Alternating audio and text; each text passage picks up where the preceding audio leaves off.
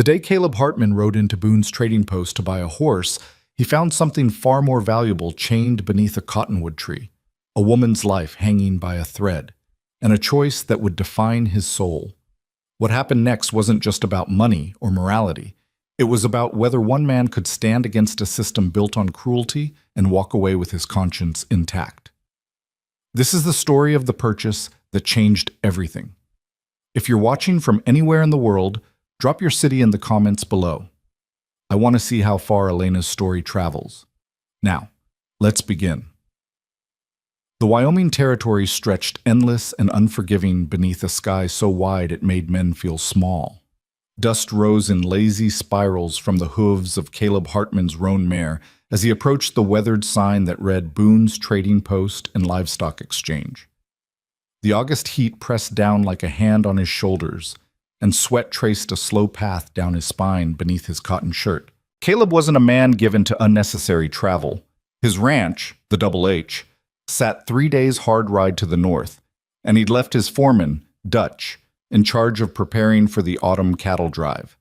But when his best cutting horse went lame 2 weeks before the most important drive of the season, necessity had driven him south to the only trader within 100 miles, rumored to have quality stock.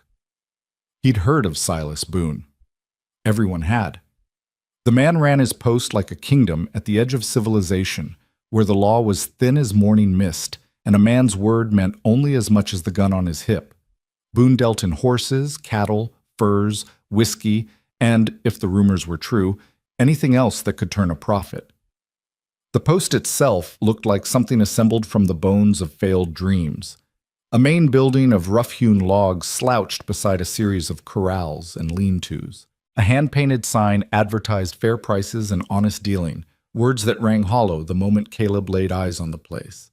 3 men sat on the porch, passing a bottle between them, their eyes tracking him with the lazy interest of predators sizing up prey.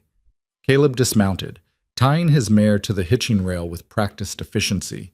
His boots hit the ground with a solid thud, and he adjusted his hat against the glare. He was a tall man, lean and weathered from years of hard work, with hands that bore the calluses of someone who'd built everything he owned from dirt and determination. His eyes, the color of creek water in shadow, missed very little. "Help you?" One of the men on the porch spoke around a wad of tobacco, not bothering to stand. "Looking to speak with Boone about a horse." The man jerked his chin toward the main building. "Inside, mind you don't track mud." Caleb glanced down at his boots, caked with trail dust but hardly muddy, and decided the comment wasn't worth addressing. He stepped past the men and through the door into the dim interior of the trading post. The smell hit him first: leather, tobacco, whiskey, and something else. Something sour and wrong that made his jaw tighten. The room was cluttered with merchandise: saddles, bridles, traps, bolts of cloth, sacks of grain, and bottles of liquor-lined shelves that looked ready to collapse under their own weight. Behind a scarred wooden counter stood a man who could only be Silas Boone. He was shorter than Caleb expected, with a barrel chest and arms thick as fence posts. His beard grew wild and unkempt, streaked with gray, and his eyes held a shrewd calculation that reminded Caleb of a carrion bird weighing whether something was dead enough to eat. "Caleb Hartman," Boone said, his voice rough as gravel. "Heard you might be coming through. Word travels, even out here." "Didn't realize my business was common knowledge." Boone's smile revealed tobacco-stained teeth. "Man who runs the biggest spread north of the Sweetwater? Your business is always interesting. Come for that black stallion I wrote about?" "If he's as good as your letter claimed, better." Boone came around the counter, moving with surprising grace for a man his size. "Come on, I'll show you." They walked out the back of the building toward a series of corrals. The sun hit Caleb's eyes like a fist, and he squinted against the glare. The corrals were better maintained than the post itself: solid fencing, clean water troughs, good grass. Whatever else Boone might be, he understood the value of quality livestock. In the far corral stood the stallion. Even from a distance, Caleb could see the animal was exceptional. 16 hands of pure black muscle, with a chest like a barrel and legs that spoke of both speed and endurance. The horse moved with an arrogance that suggested he knew exactly exactly how magnificent he was. 4 years old, Boone said. Broke to saddle, but still got spirit. Sire was out of Kentucky, dam was Mustang. Best of both worlds, breeding and wild heart. Caleb approached the fence slowly, letting the stallion take his measure. The horse's ears flicked forward, dark eyes, intelligent and wary. This was an animal that would demand respect, not blind obedience. Exactly what Caleb needed for the grueling work ahead. Price? $300. It was high, but not unreasonable for an animal of this quality. Caleb was about to nod when something caught his eye beyond the corrals. A flash of color that didn't belong in the browns and grays of the frontier landscape. He turned his head slightly, trying to place what he was seeing. Something else interest you? Boone's voice held a note of caution. What's that under the cottonwood? Silence stretched between them, thick and dangerous. Then Boone sighed as if Caleb had committed some minor social transgression. That's just some merchandise I'm moving through, nothing that concerns horse trading. But Caleb was already walking toward the tree, his boots crunching on the hard-packed earth. Boone called after him, irritation sharpening his words, but Caleb didn't stop. Couldn't stop. Because what he'd seen wasn't merchandise at all. It was a woman.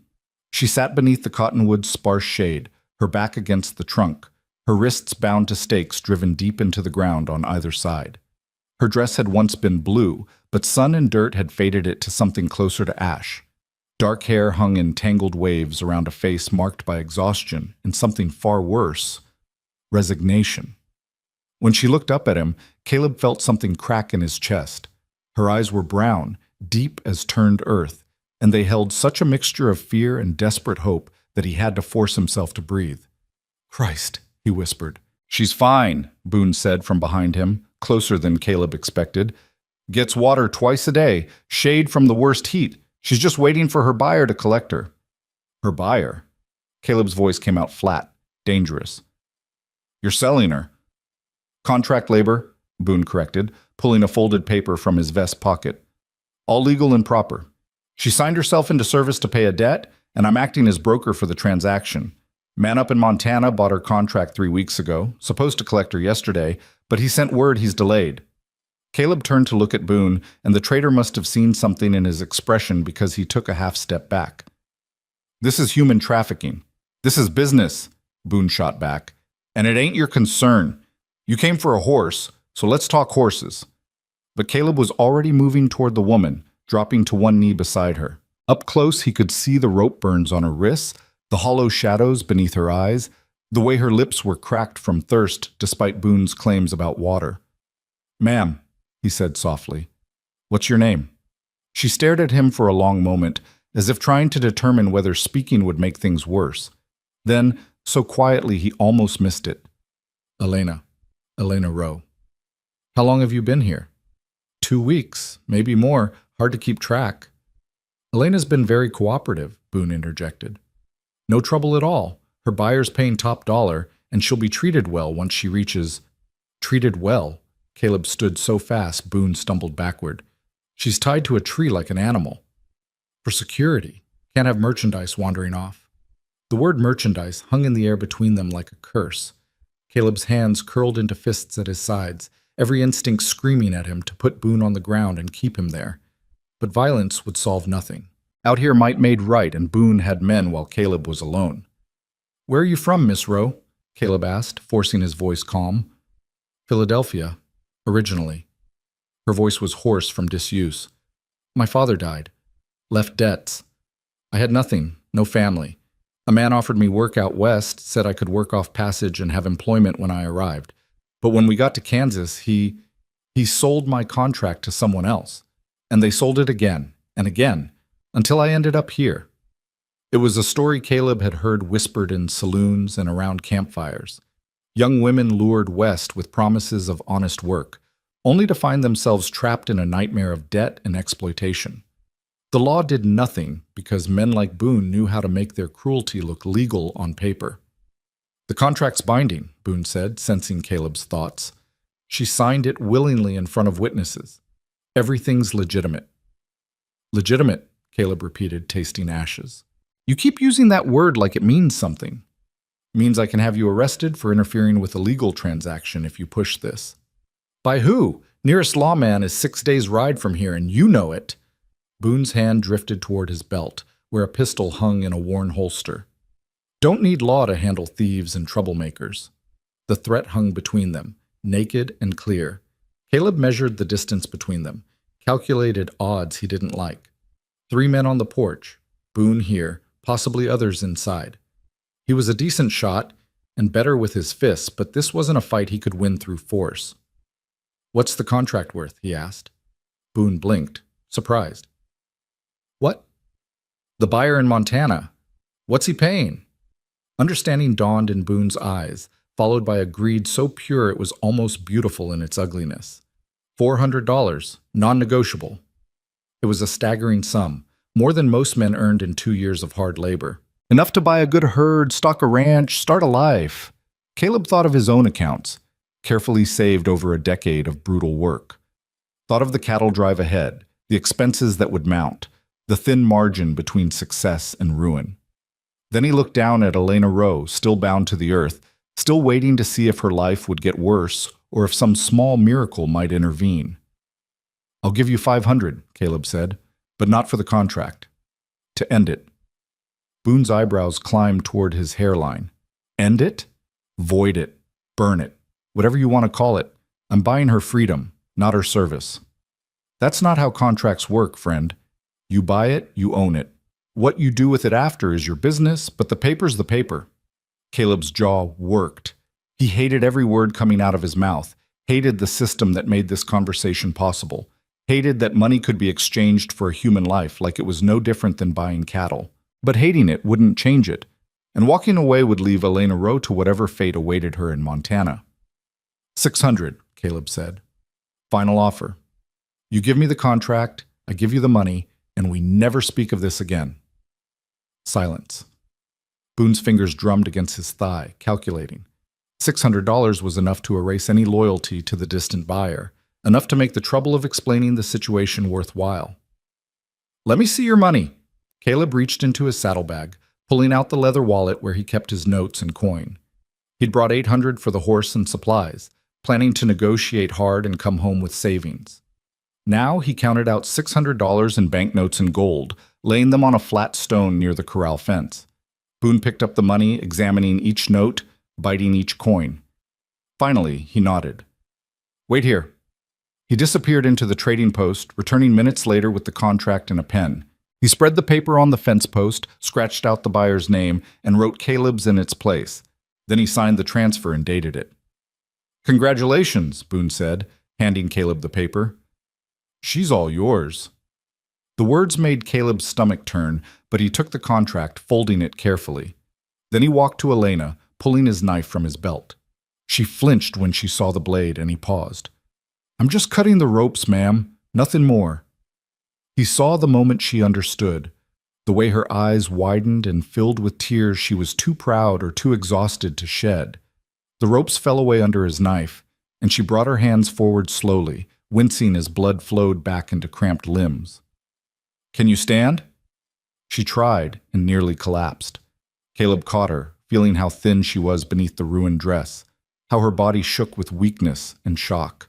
Without asking, he lifted her into his arms. She weighed almost nothing, and carried her toward his horse. You buying that stallion or not? Boone called after him. No, Caleb said without turning around. Spent my horse money on something more important. He heard Boone laugh, a sound like rocks grinding together. You're a fool, Hartman. That contract don't make you a saint, just makes you an owner instead of me. Caleb didn't respond. He settled Elena onto his mare, then swung up behind her. She sat stiff and uncertain in front of him, and he could feel her trembling. It's all right, he said quietly. You're safe now. Safe, she repeated, and the word sounded foreign in her mouth, like she'd forgotten what it meant. They rode north, leaving Boone's trading post behind. Caleb didn't look back. The sun was past its peak, angling toward evening, and he needed to make distance before dark. Behind him, he could still hear Boone counting his money, and the sound followed them like a curse. Elena didn't speak for the first hour. She sat rigid in the saddle, her body not quite trusting that this was real, that she wasn't about to wake up still tied beneath the cottonwood. Caleb didn't push conversation. He kept the mare to a steady walk, navigating by landmarks he knew by heart. When they finally stopped to water the horse at a creek, Elena slid down without help, her legs buckling slightly before she caught herself. She knelt by the water, cupping her hands and drinking in long, desperate gulps. "Slow," Caleb warned. "You'll make yourself sick." She ignored him, drinking until her stomach must have hurt, then sitting back on her heels with water dripping from her chin. When she finally looked at him, her eyes were clearer, more present. "Why?" she asked. "Why what? Why did you do that? You don't know me. Don't owe me anything. $600. She shook her head.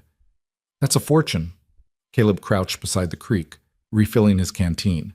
"Would you have done differently if you'd seen someone in your situation?" "I don't have $600. "That's not what I asked." She was quiet for a long moment, staring at the water. "No," she finally said.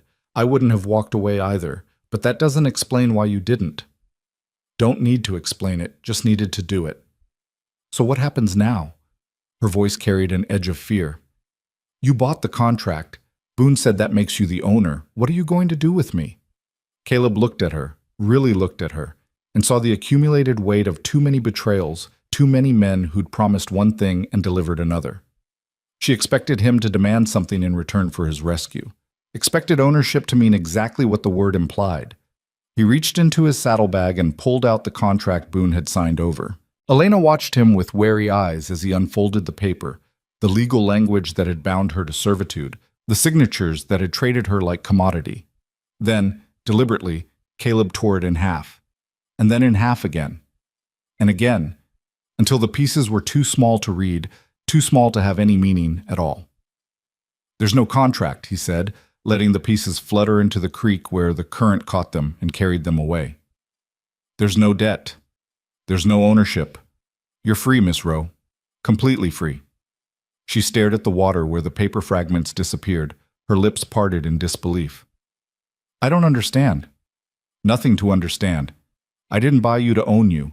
I bought you to free you, and now you are." "But $600 is money. It comes and goes. Your freedom? That's not something I've got any right to hold, so I'm not holding it." Elena's hands were shaking. She pressed them against her knees, trying to still them, but the tremors only increased. "Where am I supposed to go? I have nothing, no money, no family, no—" "First things first," Caleb interrupted gently. "We need to get you somewhere safe, get you fed and rested. Then we can figure out what comes next. But whatever that is, it's your choice. Not mine, not anyone else's. Yours." The concept seemed to stagger her. She looked at him like he was speaking a language she'd once known but had forgotten. Freedom, choice. These were words that had been stripped from her vocabulary one betrayal at a time. "I don't even know where we are," she whispered.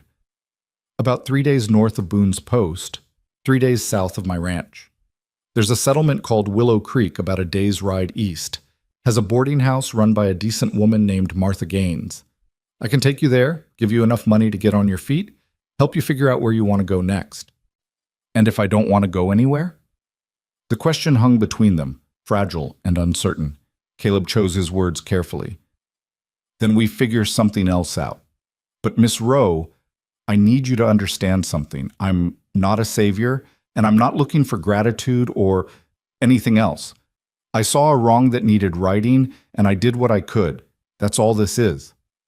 "That's all," she echoed, and he heard the disbelief in her voice. In her experience, men didn't do things without expecting something in return. They rode until dark forced them to make camp. Caleb chose a spot near a stand of pines where the trees would provide cover and the ground was soft enough to sleep on.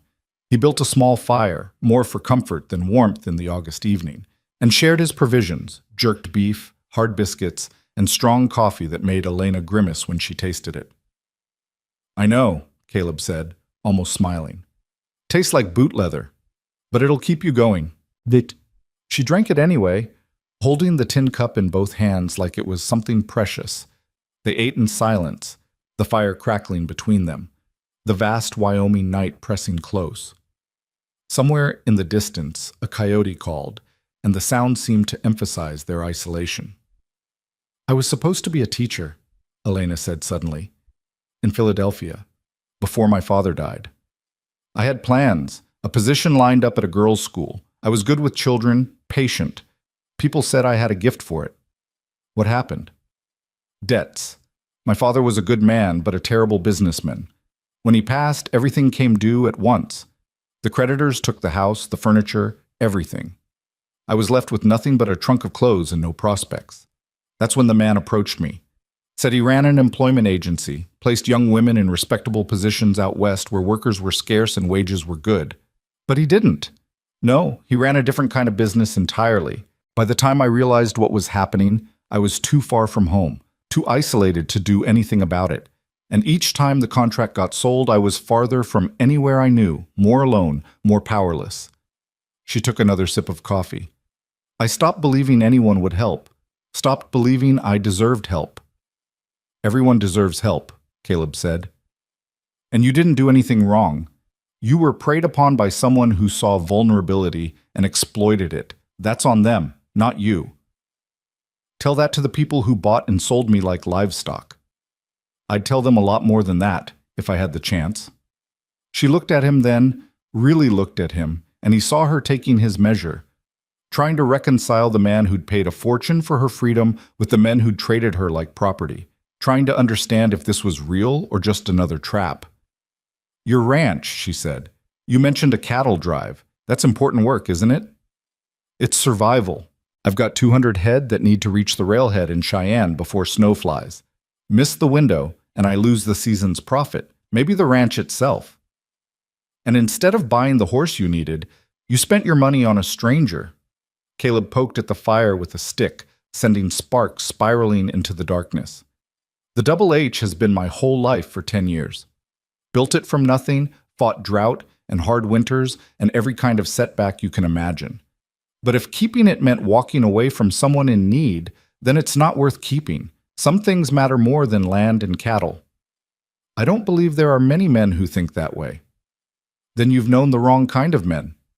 She smiled, small and fragile but genuine. It transformed her face, showing hints of the woman she'd been before circumstances had ground her down. Maybe I have. They settled in for the night. Caleb gave Elena his bedroll and an extra blanket, taking only his coat for himself. She protested, but he insisted, and she was too exhausted to argue for long. Within minutes of lying down, she was asleep, her breathing deep and even for the first time in weeks.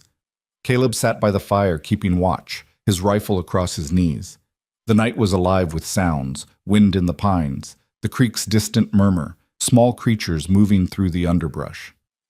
He thought about the choice he'd made, the money he'd spent, the consequences he'd have to face when he returned home without the horse he desperately needed. Dutch would call him a fool. The ranch hands would shake their heads. The bank might call in his note when they realized he'd gambled their security on conscience instead of practical business sense. But when he looked at Elena sleeping peacefully by the fire, no longer bound or afraid, no longer property, he knew he'd make the same choice again. Some decisions weren't about profit and loss. They were about being able to look at yourself in the mirror and not hate what you saw. The moon rose, full and bright, painting the landscape in silver and shadow. Tomorrow they'd continue north. Tomorrow he'd have to face the reality of his choice, figure out how to save his ranch without the horse he'd come to buy, how to help Elena build a new life while protecting his own. But tonight, he'd given someone their freedom back. Tonight, that was enough. As Caleb finally lay down using his saddle as a pillow, he heard Elena's voice, barely above a whisper. Thank you. He didn't respond, pretending to be asleep, because he didn't know what to say to that. You're welcome seemed inadequate. It was nothing felt like a lie.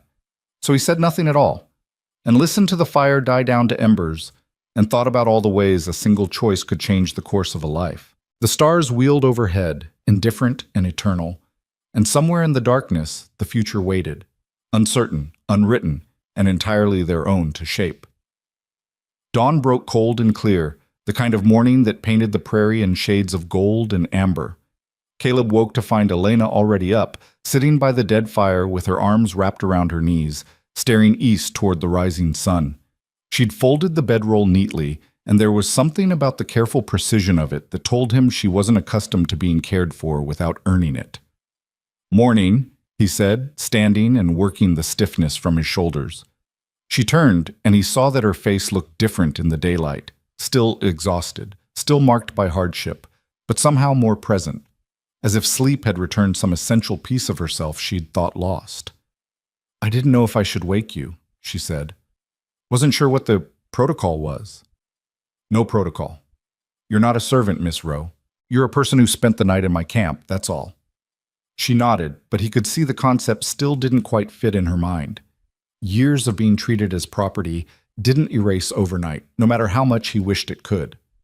They ate a cold breakfast, more jerked beef and the last of his biscuits, and were on the trail before the sun cleared the horizon. The mare moved at a steady pace, and Elena sat in front of Caleb with less rigidity than the day before, though he could still feel the tension in her shoulders whenever they encountered anything unexpected. Around midday, they came upon a burned-out homestead. The cabin was nothing but charred timbers and ash, the corral fence torn down, the well filled with debris. It looked recent, weeks, maybe a month at most. Caleb felt Elena stiffen as they passed. "What happened here?" she asked. "Hard to say. Could have been Shoshone raiders, though they've been peaceful this far south for years. More likely claim jumpers or thieves. Out here, law's whatever a man can enforce himself." "Is that supposed to be comforting?" "No, it's supposed to be honest." She was quiet for a moment, then said, "Your ranch, is it safe?" "Safe as anywhere.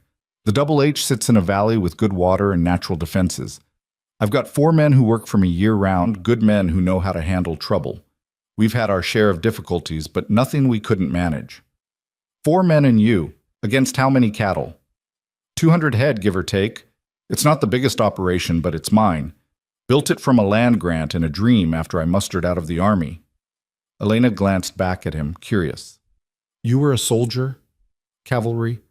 Fought in the Indian Wars, though fought makes it sound nobler than it was.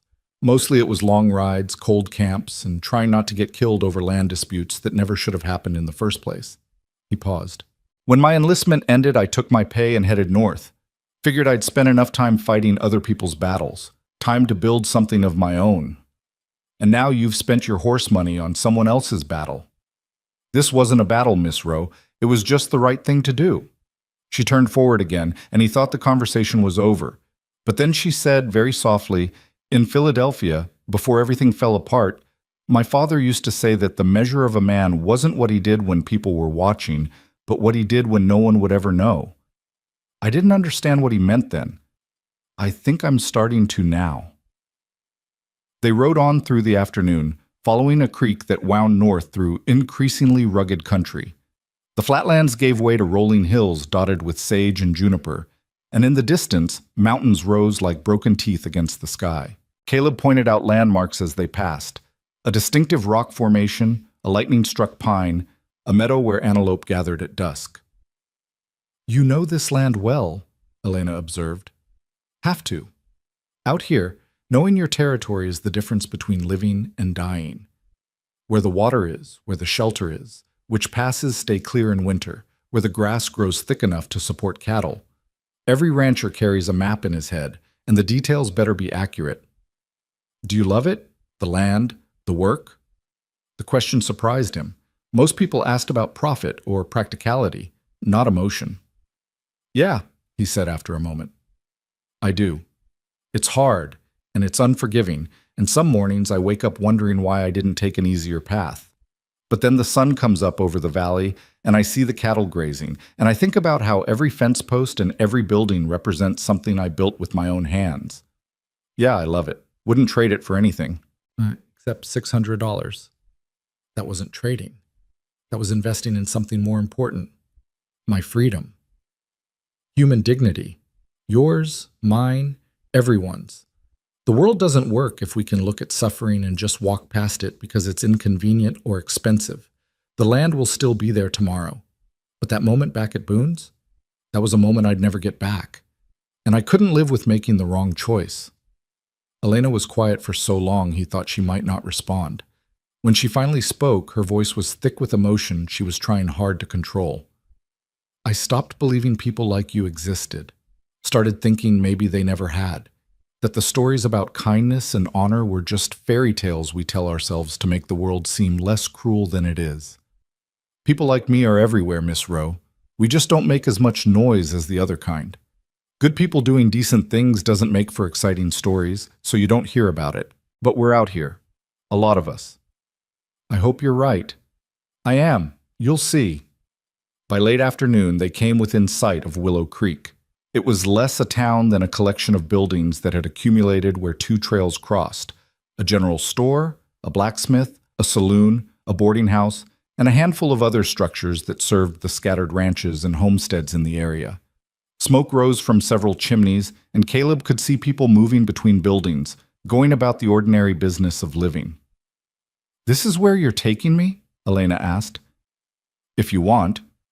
Like I said, Martha Gaines runs a decent boarding house. She's fair, doesn't ask too many questions, and she's helped other women in difficult situations before. You'd be safe there while you figure out what comes next. And if I don't know what comes next?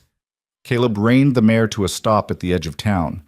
He'd been thinking about this all day, weighing options, considering consequences. What he was about to offer went against every practical instinct he possessed, but walking away felt worse. "Then I have a proposition for you," he said. "Not charity and not obligation, just an offer you're free to refuse." Elena turned to look at him, wary but listening. "The Double H needs workers.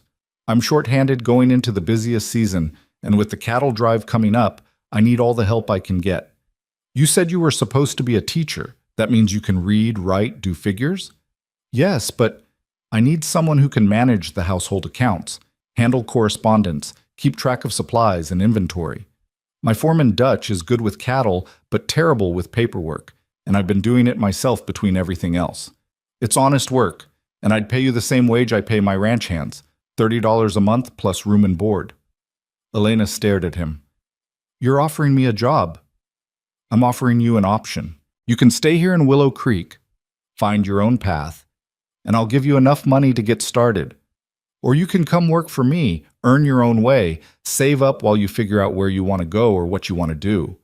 Either choice is fine, but I wanted you to know the door's open if you want it." "Why would you do that? You've already done so much."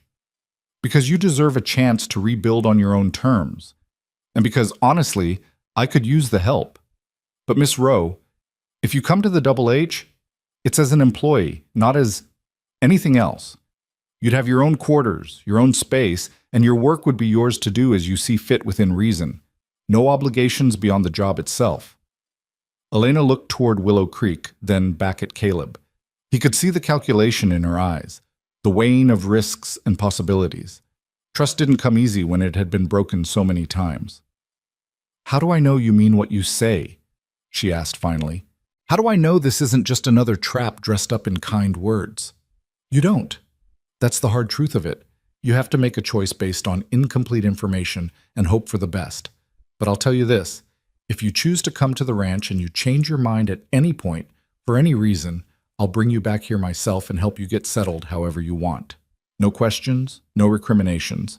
You're never trapped. Not anymore." She bit her lip, and he could see the fear warring with hope, the deep scars of betrayal fighting against the desperate need to believe in something good. "Can I think about it?" she asked. "Of course. Let's get you settled at Martha's, get you a proper meal and a real bed, and you can take all the time you need to decide." They rode into Willow Creek as the sun began its descent toward the western horizon. A few people stopped to watch them pass. A well-dressed man on a good horse with a bedraggled woman riding in front of him would naturally attract attention, but Caleb kept his eyes forward and his expression neutral. Small towns thrived on gossip, and he had no intention of feeding the rumor mill. Martha Gaines' boarding house sat at the north end of the main street, a two-story frame building painted white with green shutters. A vegetable garden grew along one side, neatly tended, and curtains fluttered in the windows. The place had an air of respectability and care that immediately set it apart from the rougher establishments nearby.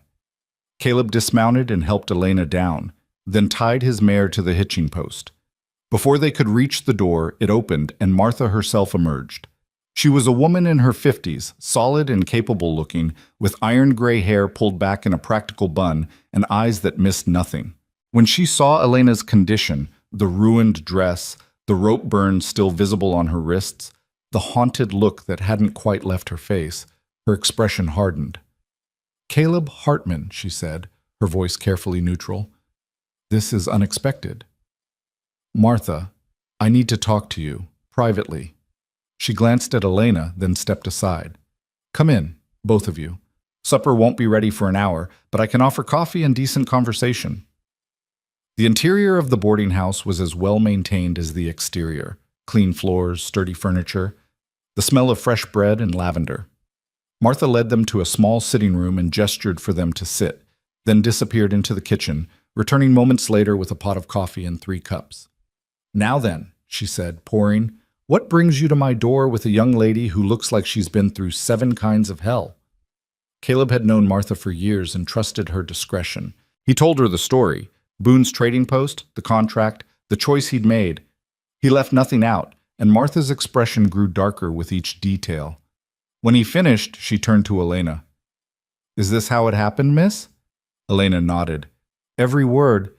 Mr. Hartman saved my life. I don't think that's an exaggeration." Martha studied them both for a long moment, then stood and walked to the window, looking out at the street. When she turned back, her face was set in determined lines. "I've got an empty room on the 2nd floor, overlooks the garden. It's yours for as long as you need it, Miss Rowe, and I won't hear a word about payment until you're back on your feet properly." "Martha, I can pay," Caleb began, but she cut him off with a sharp gesture. "I'm not taking money for this. What happened to this girl is an abomination, and if there's one small thing I can do to help make it right, I will. She stays here, she eats at my table, and she takes whatever time she needs to heal. After that, we'll talk about arrangements." Elena's eyes filled with tears. "I don't know how to thank you." "Thank me by surviving, thriving, and proving that the bastards who did this to you didn't break you. That'll be payment enough." Martha's expression softened slightly. "Now, let's get you upstairs, get you into a proper bath, and find you some decent clothes. I've got things that'll fit well enough for now." Elena stood, then hesitated, looking at Caleb. "What about—" "I offered her a position at the Double H," Caleb told Martha. "Household accounts and inventory management. $30 a month plus room and board. She's thinking it over." Martha's eyebrows rose. "That's generous. It's fair, and I need the help." Martha's gaze sharpened, assessing him. "You sure about this, Caleb? People will talk. People always talk. Doesn't mean I have to listen." "Fair enough." She turned to Elena. "Come on, dear. Let's get you cleaned up. Mr. Hartman can wait down here while we take care of business." Elena followed Martha upstairs, casting one last glance at Caleb before disappearing from view. He sat alone in the parlor, drinking coffee that had gone lukewarm, listening to the sounds of the boarding house settling around him. Footsteps overhead, voices from the kitchen, the distant clatter of dishes being prepared for supper. He thought about what Martha had said. People will talk. It was true enough.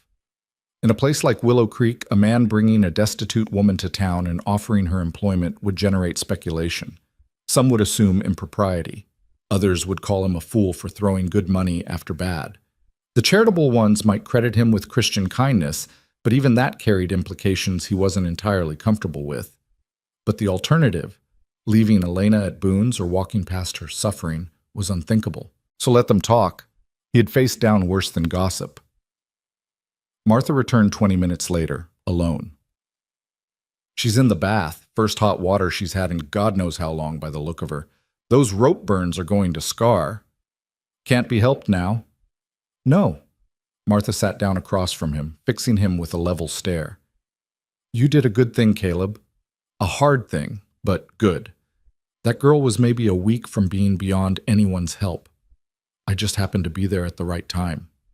You happened to be there, and you chose to act. That's not the same as luck. That's character." She paused. "This job you offered her. You serious about that, or were you just trying to give her options?" "Both. I do need help with the accounts. They're a mess and getting worse. But I also wanted her to know she doesn't have to depend on charity or take the first opportunity that comes along out of desperation. If she wants the work, it's there. If she doesn't, that's fine too." And if she does come to the ranch, you thought about how that'll look? I've thought about it. Don't much care. You should care a little. Not for your sake, but for hers. Woman with her history shows up working at a bachelor's ranch. People will make assumptions. Might make it harder for her to build a respectable life later. Caleb frowned. He hadn't considered that angle. Hadn't thought about how his offer might create new problems, even as it solved old ones. What would you suggest? If she takes the job, I want her to keep a room here too. She can work at the ranch during the day, but she stays here at night. That way she's got independence, respectability, and distance. Plus, she'll have me and the other boarders around if she needs support or just company. That'll mean a lot of riding back and forth. You've got horses, and the Double H is only an hour from here if you push it. Small price to pay for protecting the girl's reputation. He thought about it, running through logistics. It would work, barely, but it would add complication to an already complicated situation. Still, Martha had a point.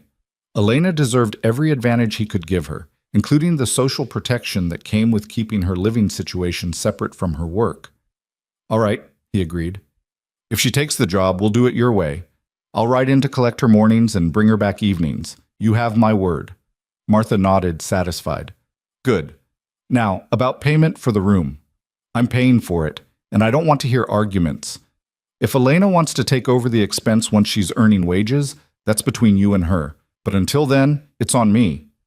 Stubborn man. Practical man. You're doing me a favor by providing a safe place for her to stay. Least I can do is cover the cost. They negotiated a fair rate, and Caleb counted out a month's payment in advance.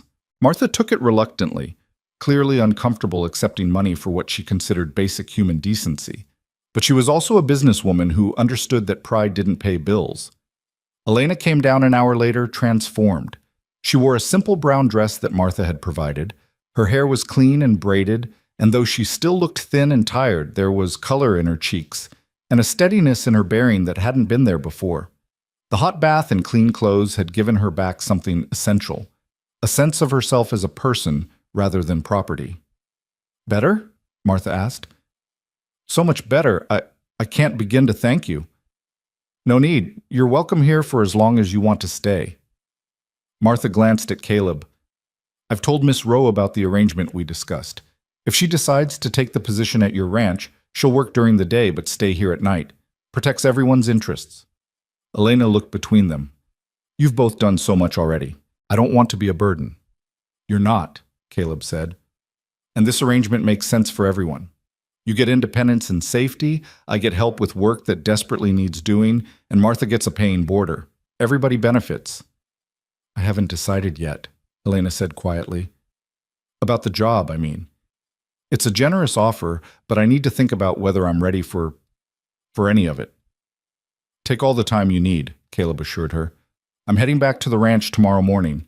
If you want to come, be ready at first light, and I'll collect you. If not, that's fine too. The offer stands either way. He saw relief in her eyes. Relief that he wasn't pushing, wasn't demanding an answer, wasn't making her feel like she owed him anything beyond consideration. That small freedom, the ability to choose without pressure, seemed to mean as much as anything else he'd offered. They had supper together in Martha's dining room, joined by the boarding house's other residents, a schoolteacher named Miss Pemberton, a retired surveyor called Mr. Jacobs, and a young couple who were saving to homestead. The conversation was light and ordinary, touching on weather and crops and the latest news from back east, and Caleb watched Elena gradually relax into the simple pleasure of sitting at a table with decent food and civilized company. When the meal ended, he excused himself. I need to tend to my horse and find a place to sleep tonight. Martha, thank you for everything. Miss Rowe, whatever you decide, I wish you well. Elena stood quickly. Mr. Hartman, can I speak with you, just for a moment? They stepped out onto the porch, into the cool evening air. The street was quiet, most people already home for the night, and the sky was deepening to purple overhead. Elena wrapped her arms around herself, not quite meeting his eyes. I wanted to say, I know I keep thanking you, and I know you don't want gratitude, but I need you to understand something. What you did wasn't just about money or contracts or even freedom. You gave me back my dignity. You treated me like I mattered, like my life had value, when I'd stopped believing either of those things was true. I don't know how to repay that. You don't repay it, Caleb said gently. You live it. You take the second chance you've been given and you build something good with it. That's all the payment I need or want. The job offer. Is it real? Or were you just trying to make me feel less helpless? It's real. I wouldn't have offered if it wasn't. She nodded slowly, still processing. I'm afraid, she admitted. Afraid that if I say yes, it'll turn into something else. That the terms will change. That I'll end up back where I was, or worse. I understand that fear. After what you've been through, I'd be worried if you weren't cautious. But I give you my word. The job is exactly what I described. Nothing more and nothing less. If you take it and decide it's not working for any reason, you're free to leave. No consequences, no complications. Just an employment arrangement that either party can end. Your word, Elena repeated. How do I know that means anything? Because I've got nothing else to offer you. Out here, a man's word is all he has. It's the only currency that really matters. I'm not asking you to trust blindly. I'm asking you to give me a chance to prove that my word is good. Come work for a week, a month, however long you need to be sure. If I'm lying, you'll know, and you can walk away. But I'm not lying, Miss Rowe. I'm just a rancher who needs help and a woman who needs opportunity. It's a fair exchange, nothing sinister about it. She studied his face in the gathering darkness, searching for something she could believe in. Whatever she found must have been enough, because she finally nodded. I'll come, she said. Tomorrow morning. I'll give it a try.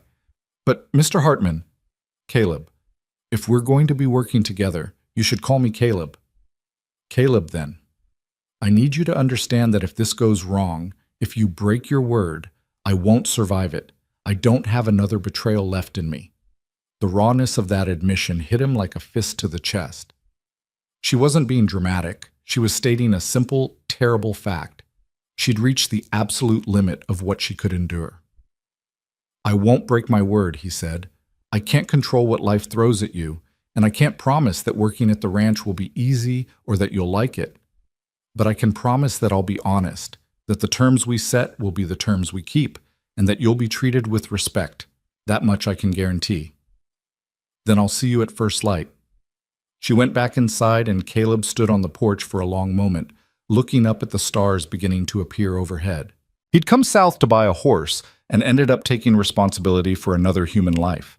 The practical part of his mind whispered that he was a fool, that he'd made his problems worse instead of better, that he should have stayed focused on his own survival instead of getting entangled in someone else's tragedy. But the rest of him, the part that still believed in something beyond profit and survival, knew he'd done the only thing he could live with.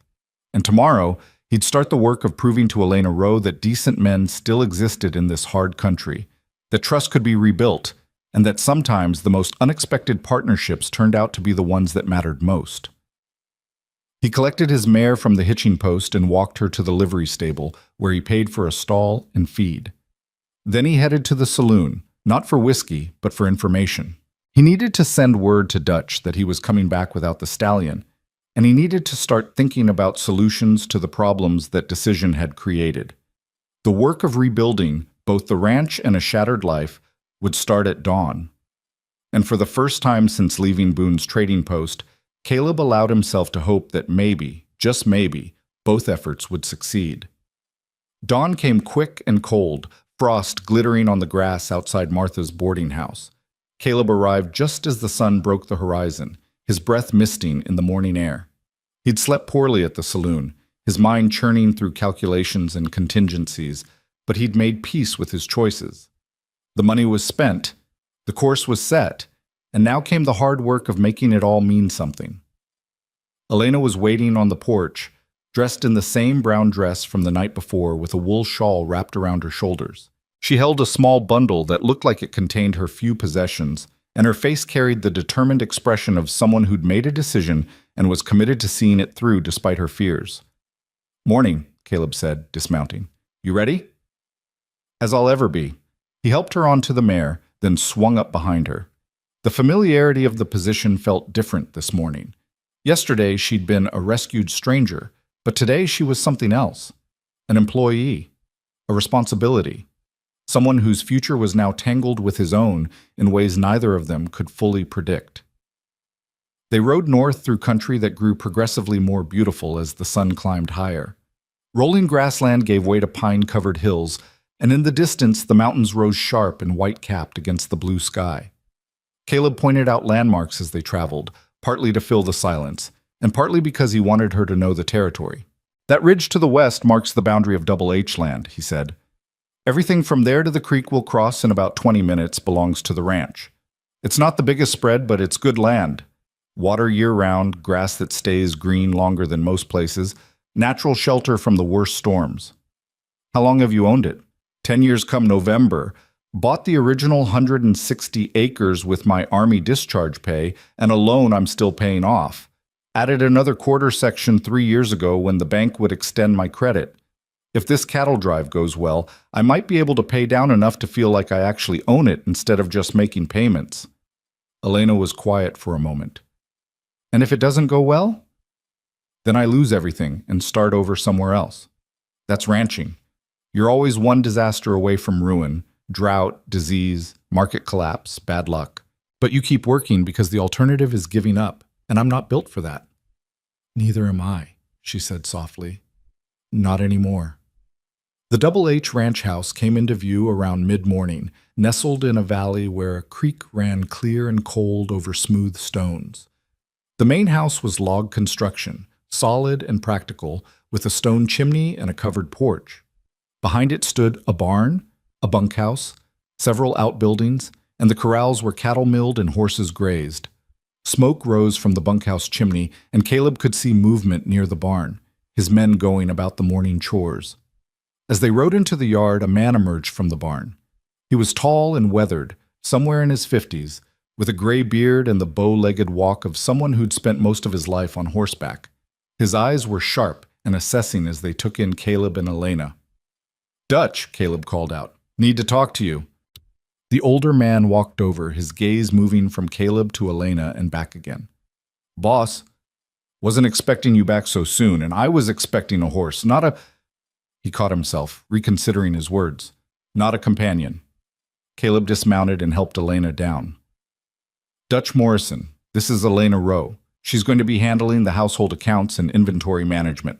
Miss Rowe, Dutch is my foreman. He runs the day-to-day operations and keeps this place from falling apart when I'm too stubborn to listen to good advice." Dutch touched his hat brim in a gesture of respect, but his expression remained cautious. "Ma'am, household accounts, you said? That's new." "Can we talk inside?" Caleb asked. "All of us. Miss Rowe should hear this too."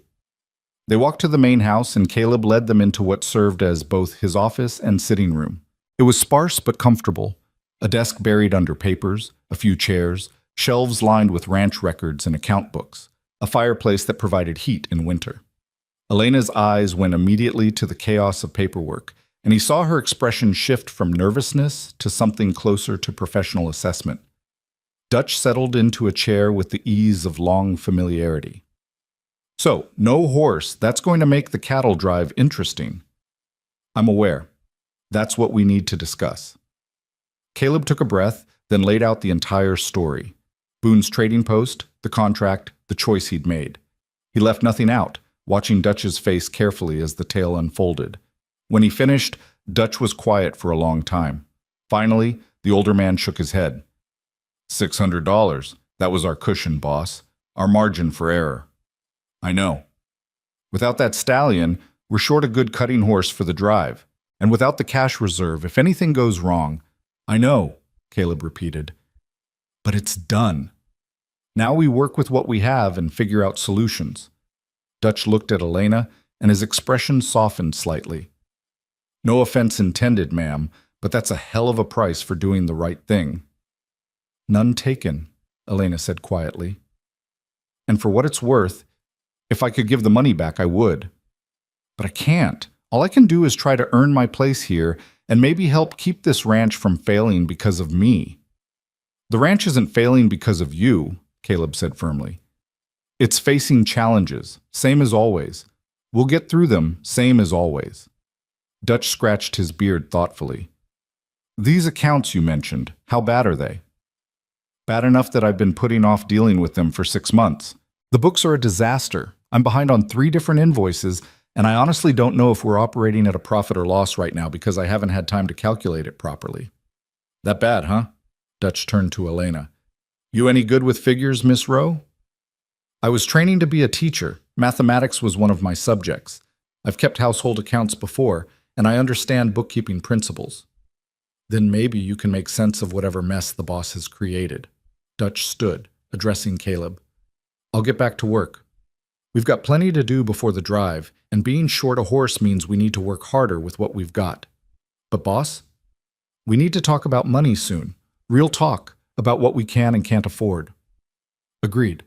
Tonight after supper, we'll go over everything. Dutch nodded and left, and Caleb was alone with Elena in the cluttered office. She stood near the desk, looking at the papers with an expression that was part overwhelm and part determination. Is it really as bad as you said? She asked. Probably worse. I'm better with cattle than paperwork, and it shows. He gestured to the desk. This is all yours if you want it. Account books, invoices, correspondence, supply orders, everything that needs organizing. I'll answer any questions you have, but otherwise I'll leave you to it. Elena approached the desk slowly, picking up one of the ledgers and opening it. Her eyes scanned the pages, and Caleb saw her wince at what she found there. Numbers scratched out, calculations redone, entire sections that trailed off unfinished. How have you stayed in business? She asked, not unkindly. Stubbornness and Dutch's ability to keep the ranch running despite my administrative shortcomings. But it's not sustainable, which is why I need help. She set the ledger down and looked at him directly. I want to be clear about something. You saved my life and offered me employment, and I'm grateful for both.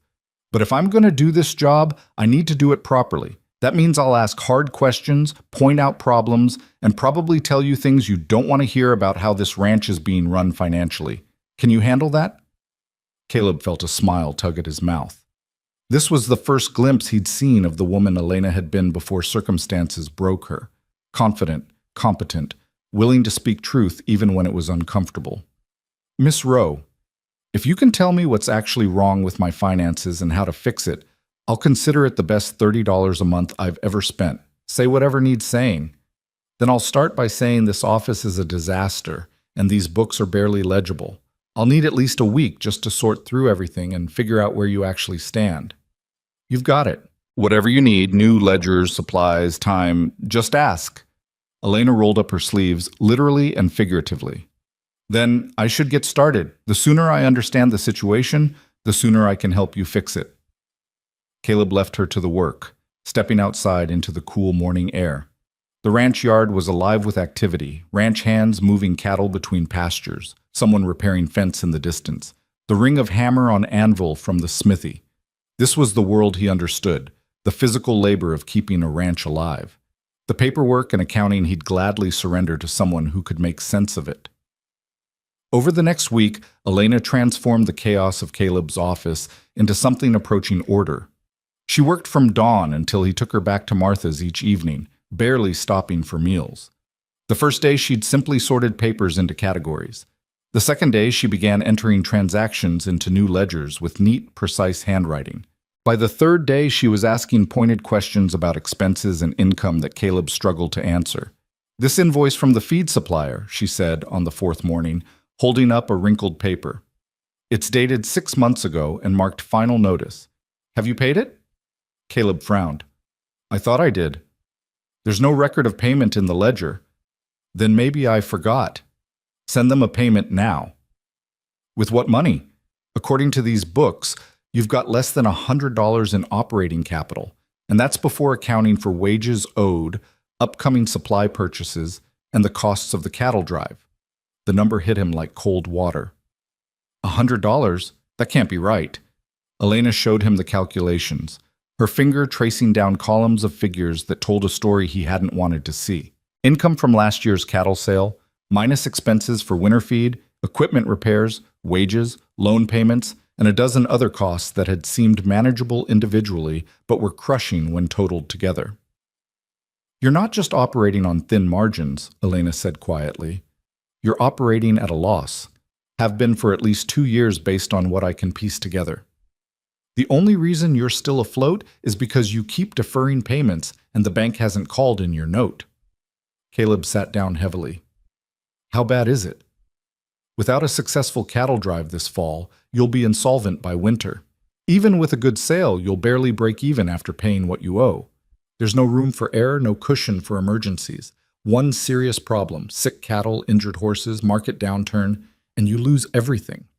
He'd known things were tight, but seeing it laid out in black and white made it real in a way his vague anxieties hadn't. What do we do? First, we need to prioritize debts. Some creditors will wait, others won't. I need to negotiate extensions where possible and make minimum payments where necessary. Second, we need to cut costs anywhere we can without compromising the cattle drive.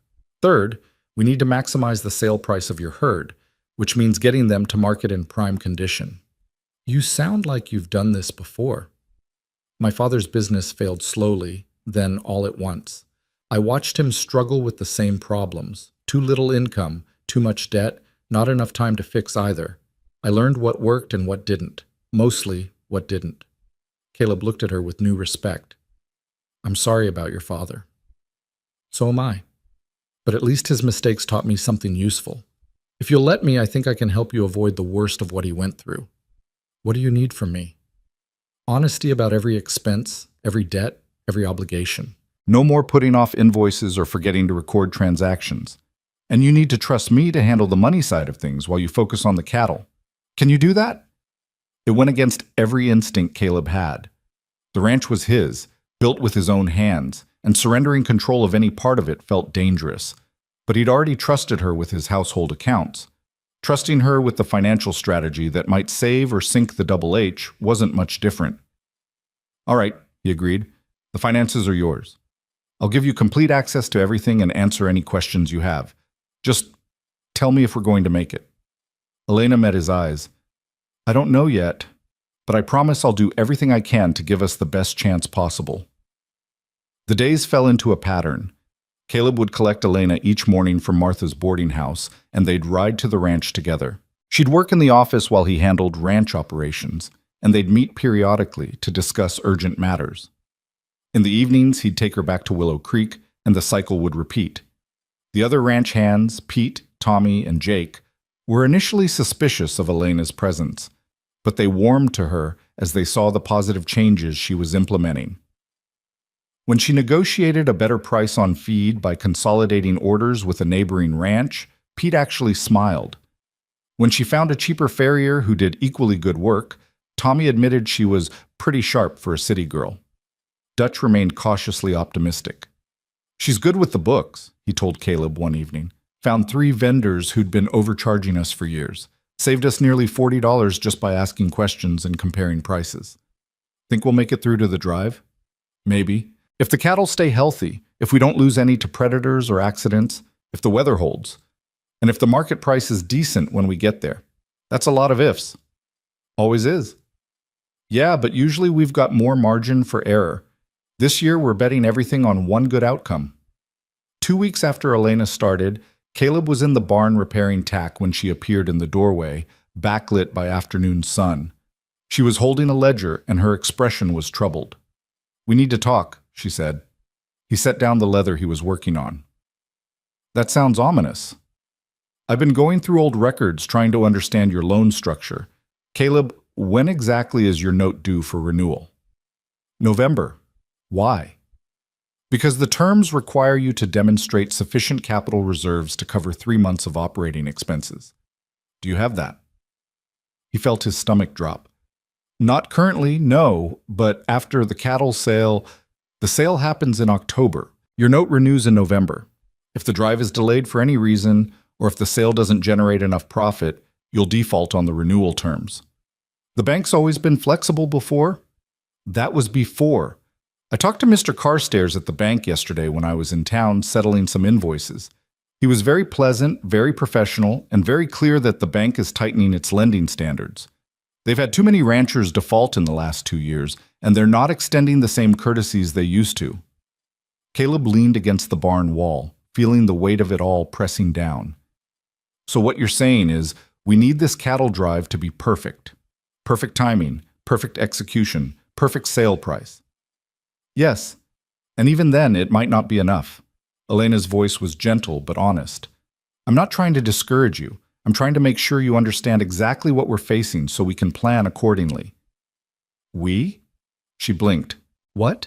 You said we're facing, not you're facing. Color rose in her cheeks. I meant, I'm employed here, so your problems are effectively my problems. That's all. But Caleb heard something else in her words, something that suggested Elena was becoming invested in the Double H's survival beyond just her wages. She cared about the outcome, about whether this ranch lived or died. And that caring made her even more valuable than her considerable skills with numbers. Thank you, he said, for all of it. The work, the honesty, the caring. It means more than I can properly express. You gave me a second chance when no one else would, Elena said quietly. The least I can do is help you keep the home you've built. You deserve that much. That evening, as they rode back to Willow Creek, Elena was unusually quiet. The sun was setting behind them, painting the sky in shades of orange and purple, and the temperature was dropping as it always did when night approached. Caleb could feel the tension in her shoulders where she sat in front of him. Something on your mind? He asked. I've been thinking about the cattle drive, about the risks and what happens if something goes wrong. We'll handle whatever comes. Always do. But what if you can't? What if there's an accident or the cattle stampede or... She stopped, struggling with something. I've seen men lose everything. I've seen what it does to them.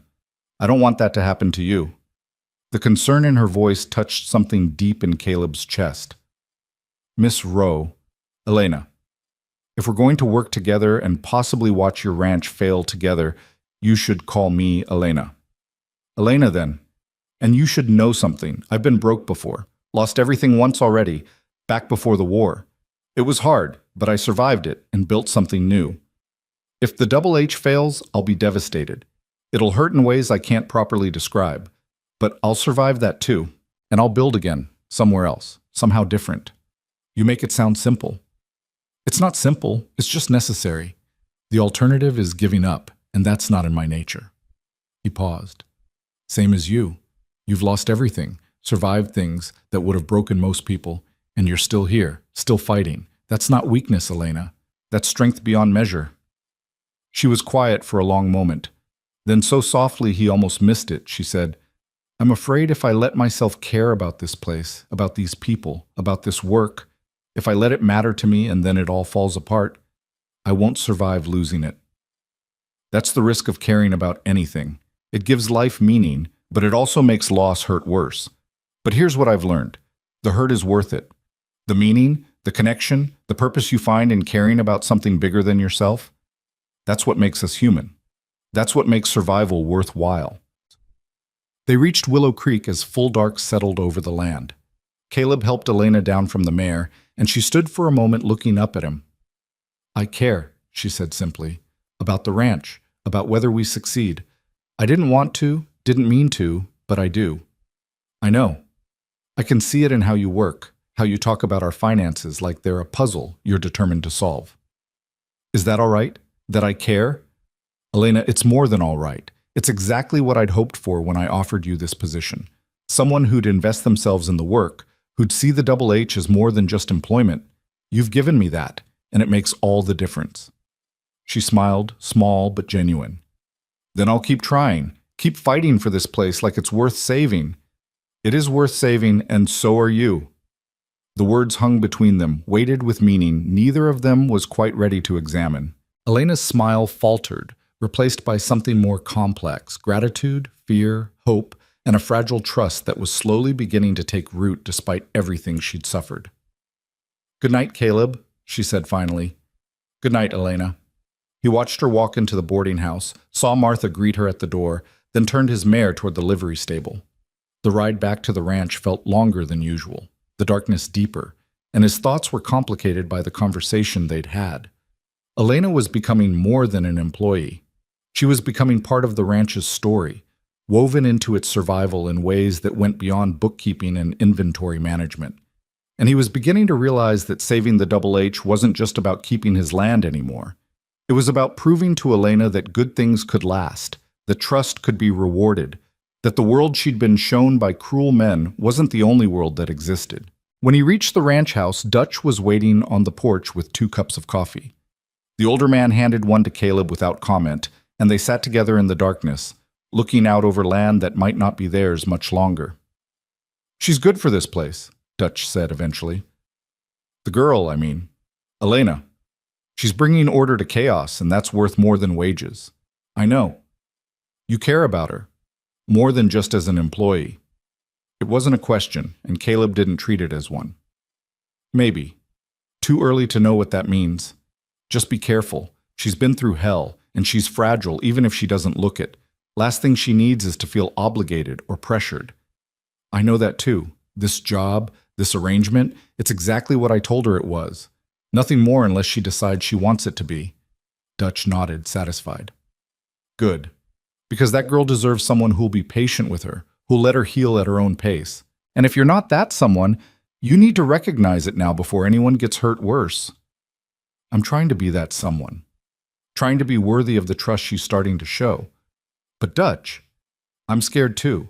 Scared of failing her the way others have. Scared of losing the ranch and disappointing her.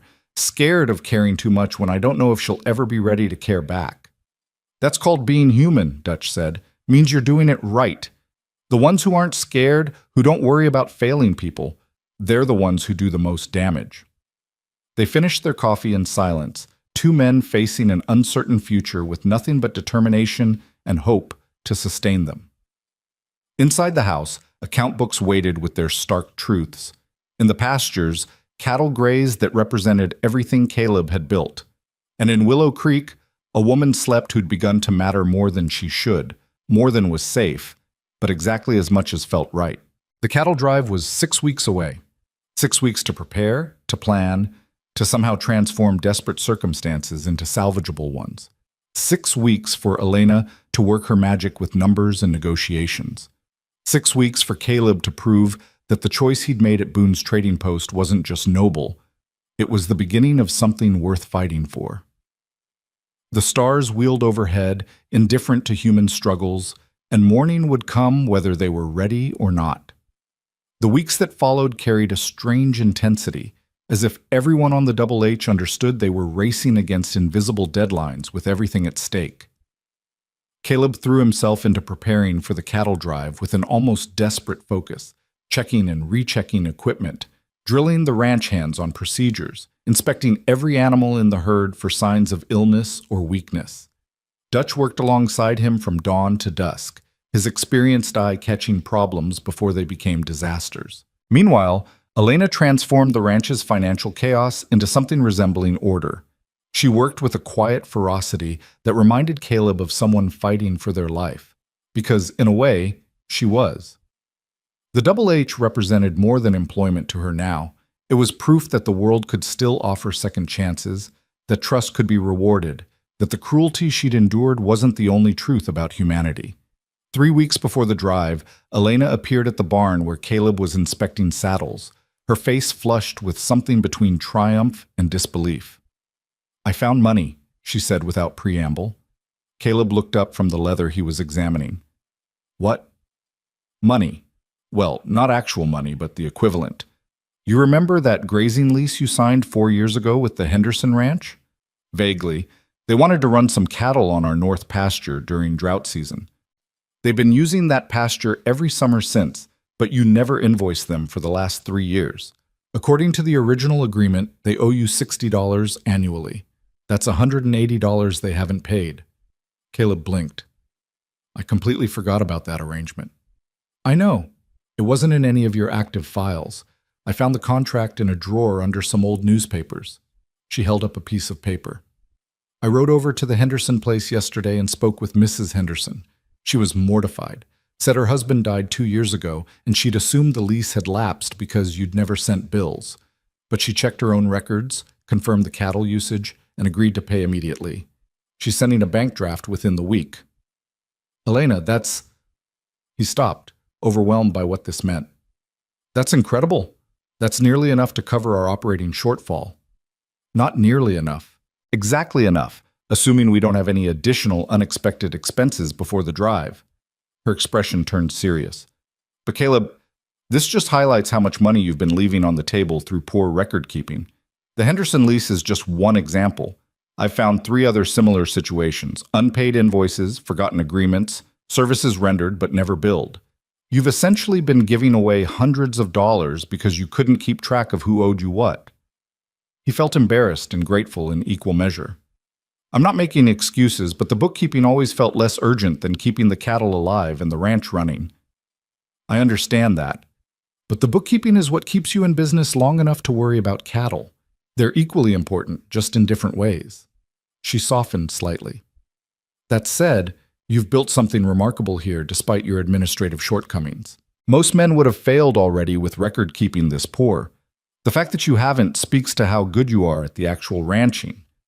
High praise from someone who's seen exactly how bad my books were. It's honest praise. You're an excellent rancher, Caleb. You just needed help with the business side. That's not a character flaw. It's just a skill gap. And it's one I can fill. The casual way she said it, the assumption of continuity, the implicit suggestion that this partnership would extend beyond the immediate crisis, made something warm unfold in Caleb's chest. She was thinking in terms of future, not just survival. That meant something. I'm glad you're here, he said simply. I don't think I tell you that enough. Color touched her cheeks. You tell me every time you trust me with something important. That's worth more than words. Before Caleb could respond, Dutch appeared in the barn doorway, his expression grim. Boss, we've got a problem. One of the steers is showing signs of bloat. Bad. Bloat was every rancher's nightmare, a condition where gas built up in a cow's stomach and couldn't be released, causing the animal's abdomen to swell dangerously. Left untreated, it was fatal. Even treated, it could permanently damage the animal's health. Caleb was moving before Dutch finished speaking, Elena forgotten as he ran toward the pasture. The afflicted steer was lying on its side, its belly grotesquely distended, breathing labored and rapid. The other cattle had moved away from it, sensing something wrong. How long has he been like this? Caleb asked, kneeling beside the animal. Can't be more than an hour. Tommy spotted him during his rounds. An hour wasn't terrible, but it wasn't good either. Caleb examined the steer quickly, his hands moving with the confidence of experience. The animal's eyes were rolling with pain and fear, and its stomach felt hard as a drum beneath his touch. We need to tube him, now. Get the equipment. Dutch ran for the barn while Caleb stayed with the steer, trying to keep the animal calm despite its distress.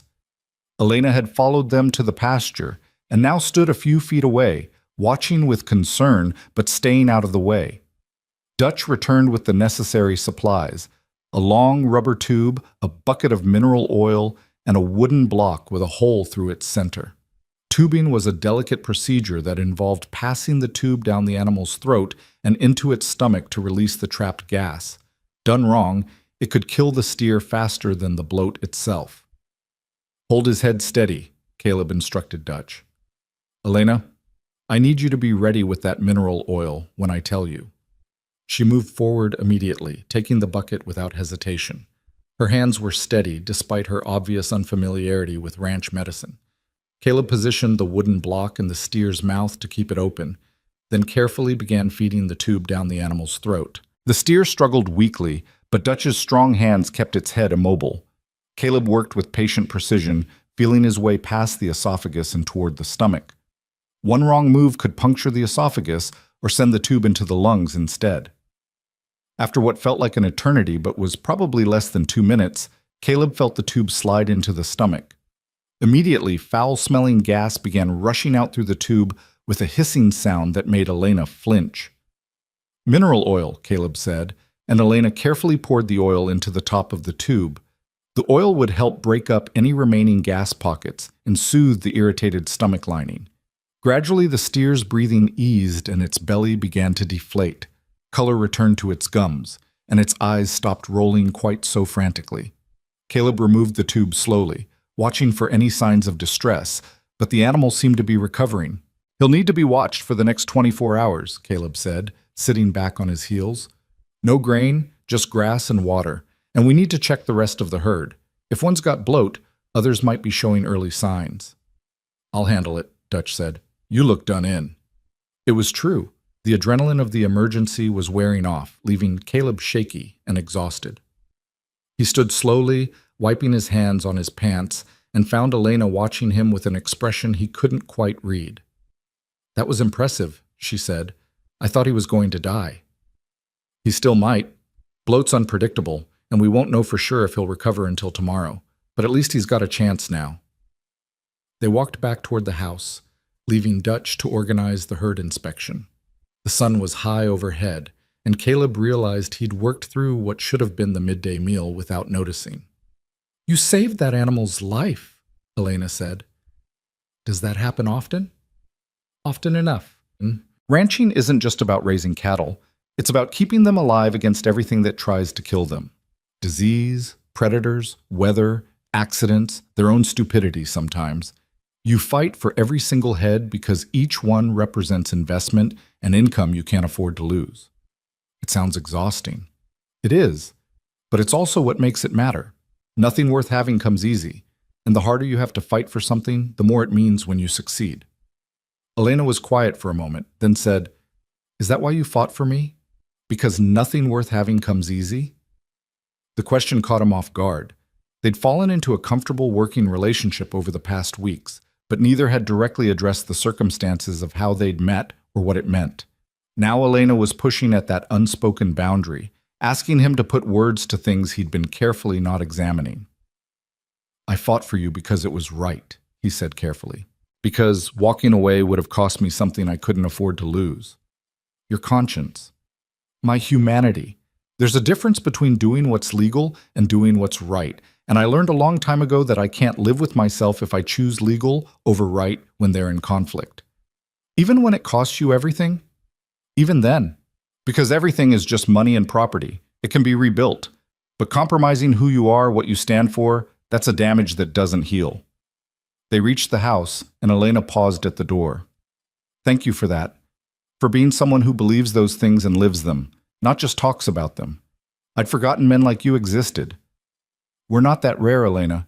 You've just had terrible luck in the men you've encountered, but there are good ones out there. Honest ones who'll keep their word and treat you with the dignity you deserve." She looked at him for a long moment, something vulnerable and hopeful in her eyes. "I'm starting to believe that. Slowly, but I'm starting to." The moment stretched between them, heavy with things unsaid, and Caleb felt the urge to close the distance between them, to offer comfort or connection beyond words. But Elena wasn't ready for that, might never be ready for that, and pushing would betray everything he'd promised about giving her space and safety. So instead he just smiled and said, "Good. Keep believing it. Eventually it'll feel like truth instead of hope." That evening, after Caleb had taken Elena back to Willow Creek and returned to the ranch, he found Dutch waiting for him with news. The rest of the herd showed no signs of bloat, but the inspection had revealed other concerns: a lame horse that would need rest, a fence section that was failing and needed immediate repair, and 2 steers with early signs of respiratory infection that would need to be isolated and treated. "Never one problem at a time," Dutch observed. "Always comes in batches." "How's the bloated steer?" "Holding steady, still breathing normally, eating a little grass. I'd say he's got better than even odds of making it." "That's something at least." They worked together to isolate the 6 steers and begin treatment, then addressed the fence repair. By the time Caleb finally stumbled into the ranch house, it was past midnight, and every muscle in his body ached with fatigue. Sleep should have come easily, but instead he lay awake thinking about Elena's question. Why had he fought for her? The answer he'd given was true, but incomplete. Yes, it had been about conscience and humanity and doing what was right, but there was more to it, something he was only beginning to recognize. He'd seen something in her eyes at Boone's trading post, a core of strength that hadn't been broken despite everything she'd endured, a refusal to completely surrender, even when surrender seemed like the only rational choice. And that strength had called to something in him, had made him want to fight for her, not just because she needed help, but because she deserved a chance to show what she could become when given freedom and opportunity. And she'd proven him right. In the weeks since coming to the Double H, Elena had transformed from a broken victim into a capable, confident woman who was slowly rediscovering her own worth. Watching that transformation unfold was worth every dollar he'd spent, every complication it had created, every risk he'd taken. More than that, her presence had changed the ranch itself. The hands worked a little harder knowing someone was tracking their efforts. The accounts were in order for the first time in years. And Caleb himself worked with renewed purpose, driven not just by necessity, but by the desire to prove that the faith Elena was beginning to show in him and in the Double H was justified. He woke the next morning to find a note slipped under his door. It was in Elena's precise handwriting and read simply, "The Henderson payment arrived. We're solvent through the drive. Don't waste this chance. E." The words were professional, practical, exactly what he'd expect from her. But the fact that she'd ridden out early to deliver the news personally before starting her workday suggested she understood how much he'd been worrying, how much this small financial cushion meant. When he arrived in Willow Creek to collect her, she was waiting with Martha on the porch, both women deep in conversation. They stopped talking when they saw him, and Martha gave him a look he couldn't quite interpret before excusing herself. "Everything all right?" Caleb asked as Elena settled onto the mare. "Fine. Martha was just offering advice." "What kind of advice?" "The kind older women give younger women about men and employment and not confusing gratitude with other feelings." Elena's voice was carefully neutral. "She's worried I'm developing an attachment to you that might be more about being rescued than genuine affection." Caleb's hands tightened on the reins. "Are you? Developing an attachment?" "I don't know. That's the problem. I can't tell what's real and what's just gratitude or dependency or the comfort of feeling safe for the first time in years. And until I can tell the difference, I'm not going to act on anything or assume anything." "That's wise. Is it disappointing?" The question surprised him with its directness. "No, it's honest, and I'd rather have honesty than false certainty. Elena, I'm not expecting anything from you beyond the work we've agreed on. If something more develops naturally over time, we'll address it then. But there's no pressure, no timeline, no obligation." "Martha said you'd say something like that. She also said it proves you're worth trusting, which makes the whole situation more complicated rather than less." Caleb found himself smiling despite the seriousness of the conversation. "Martha's a perceptive woman." "She is.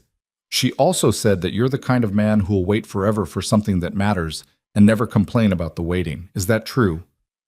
"I suppose we'll find out." They rode in comfortable silence for a while, the morning sun warm on their shoulders and the familiar landscape rolling past. When they were halfway to the ranch, Elena spoke again. "The steer, the one with bloat. Did he make it through the night?" "Dutch sent word this morning that he's eating normally and the swelling's gone down. Looks like he'll recover fully." "I'm glad. After everything you went through to save him, it would have been terrible if he'd died anyway." "That's ranching. Sometimes you do everything right and still lose, but you keep fighting because the alternative is giving up, and that's not acceptable." "Is that your philosophy for everything? Keep fighting no matter what?" "Pretty much. Only way I know how to live." Elena was quiet for a moment. "It's a good philosophy, exhausting, but good." The next 2 weeks passed in a blur of preparation and crisis management.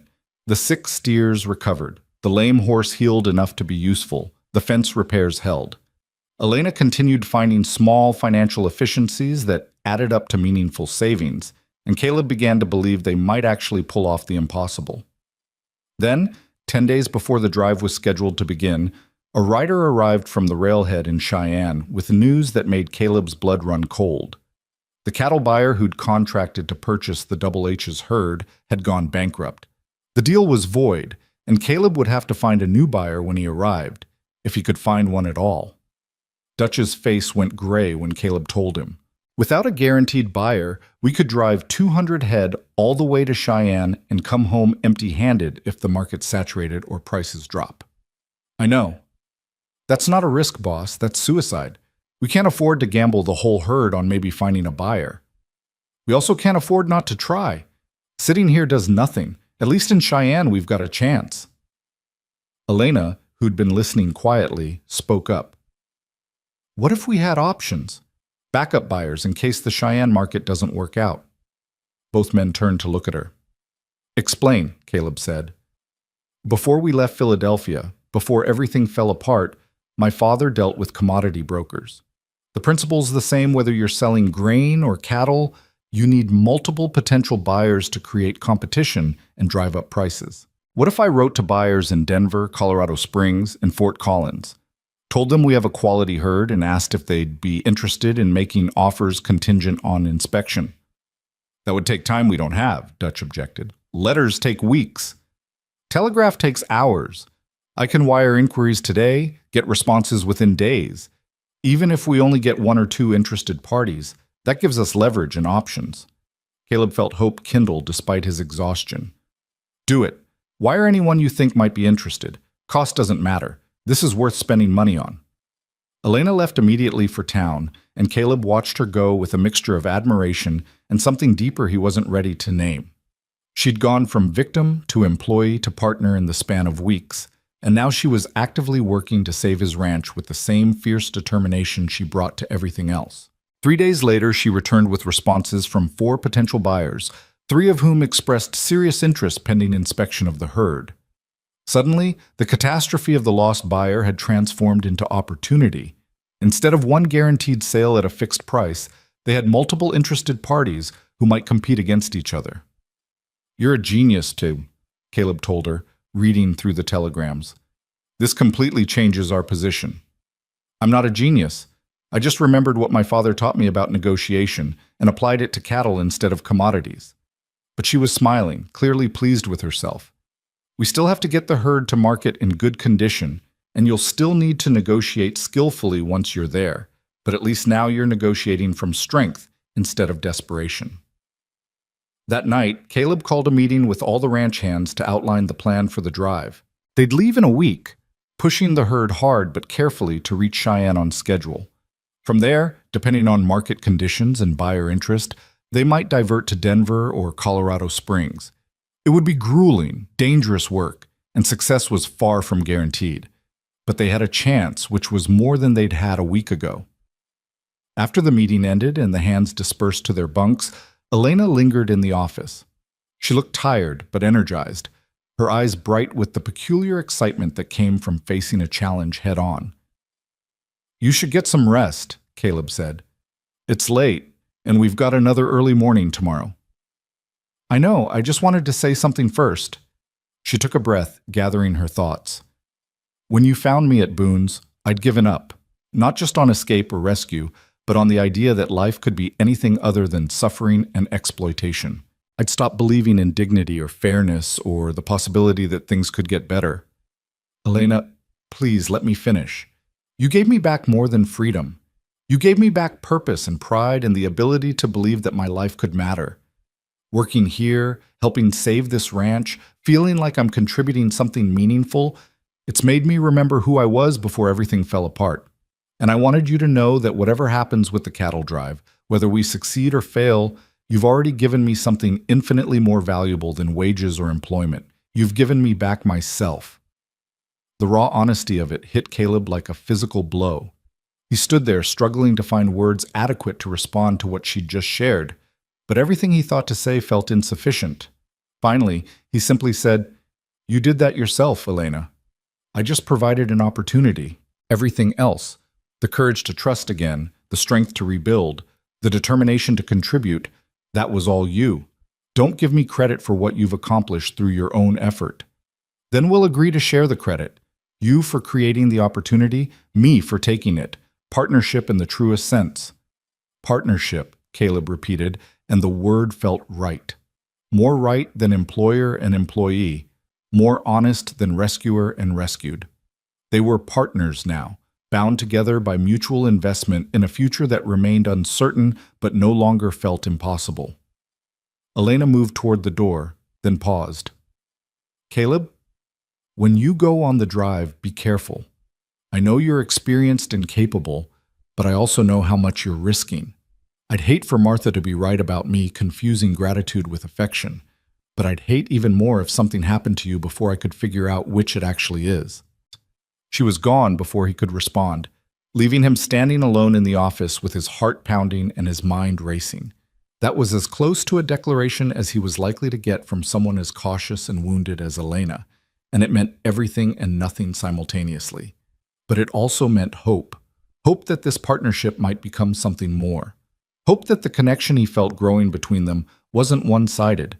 Hope that the future they were fighting so hard to secure might be one they could share together.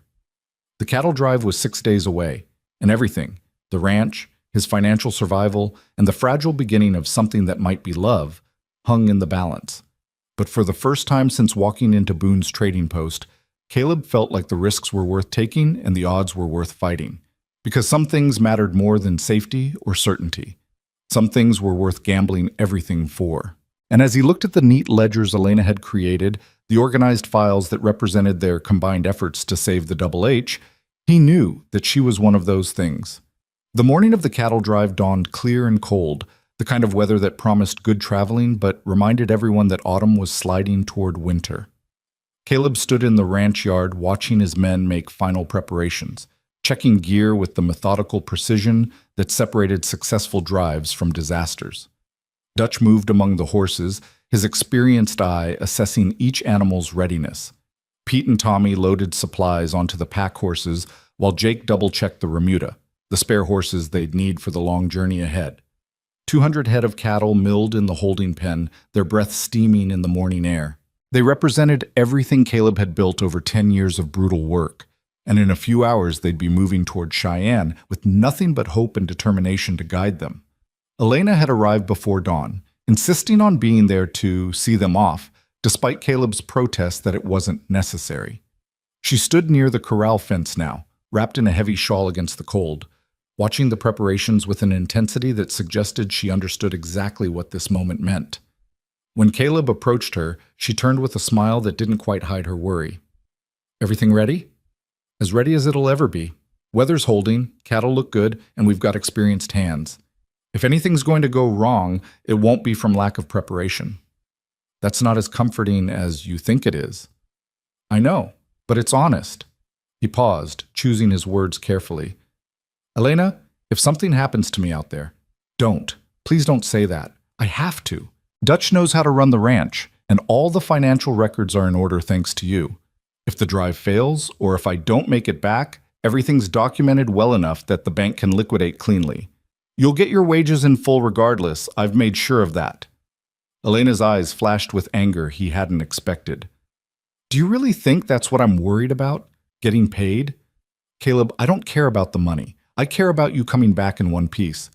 I care about this ranch surviving because it's your dream, and you fought so hard for it. The wages are just wages. They're not why I'm standing here at dawn watching you prepare to drive 200 cattle across territory that could kill you a dozen different ways." The vehemence in her voice stopped him cold. "Then what are you worried about?" "Everything. That you'll push too hard trying to make up for lost time and lose cattle to exhaustion. That you'll encounter rustlers or hostile territory and end up in a fight you can't win. That you'll reach Cheyenne and find the market collapsed, and all this effort will be for nothing. That you'll—" Her voice broke. "That I finally found something worth caring about, and I'm going to lose it the same way I've lost everything else." Caleb closed the distance between them, taking her hands in his. They were cold despite the shawl, trembling slightly with emotion she was struggling to control. "You're not going to lose this, any of it. I'm coming back, and we're going to save the ranch, and you're going to have a home here for as long as you want one." "You can't promise that." "I can promise I'll fight like hell to make it true. That's all anyone can ever promise.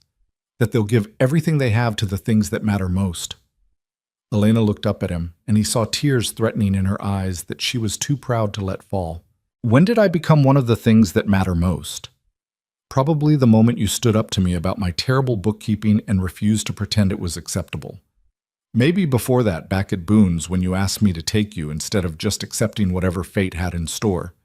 You've got more courage than anyone I've ever met, Elena. That kind of strength matters." "I don't feel strong. I feel terrified. That's what makes it courage. Being afraid but doing what needs doing anyway." He squeezed her hands gently. "Stay at the ranch while I'm gone. Martha will understand and Dutch will appreciate having you here to handle anything that comes up. The house is yours, the office is yours, and if things go wrong, you'll be in the best position to make decisions about what happens next." "You're really not coming back, are you? You keep talking like you're saying goodbye." "I'm being realistic about risks, but Elena, I want to come back. More than I've wanted anything in a long time. Because you're right, I finally found something worth caring about too, and I'm not ready to lose it either." The admission hung between them, raw and honest. Elena's breath caught, and for a moment Caleb thought she might say something that would change everything. But Dutch's voice calling that they were ready to move out shattered the moment. Caleb released her hands reluctantly. "I need to go." "I know." Elena stepped back, composing herself with visible effort. "Be safe. Be smart. And Caleb? Come back. Not for the ranch or the cattle or anything else. Just come back." He wanted to kiss her, wanted to pull her close and make promises he might not be able to keep. Instead, he just nodded and turned toward his horse, swinging into the saddle with practiced ease.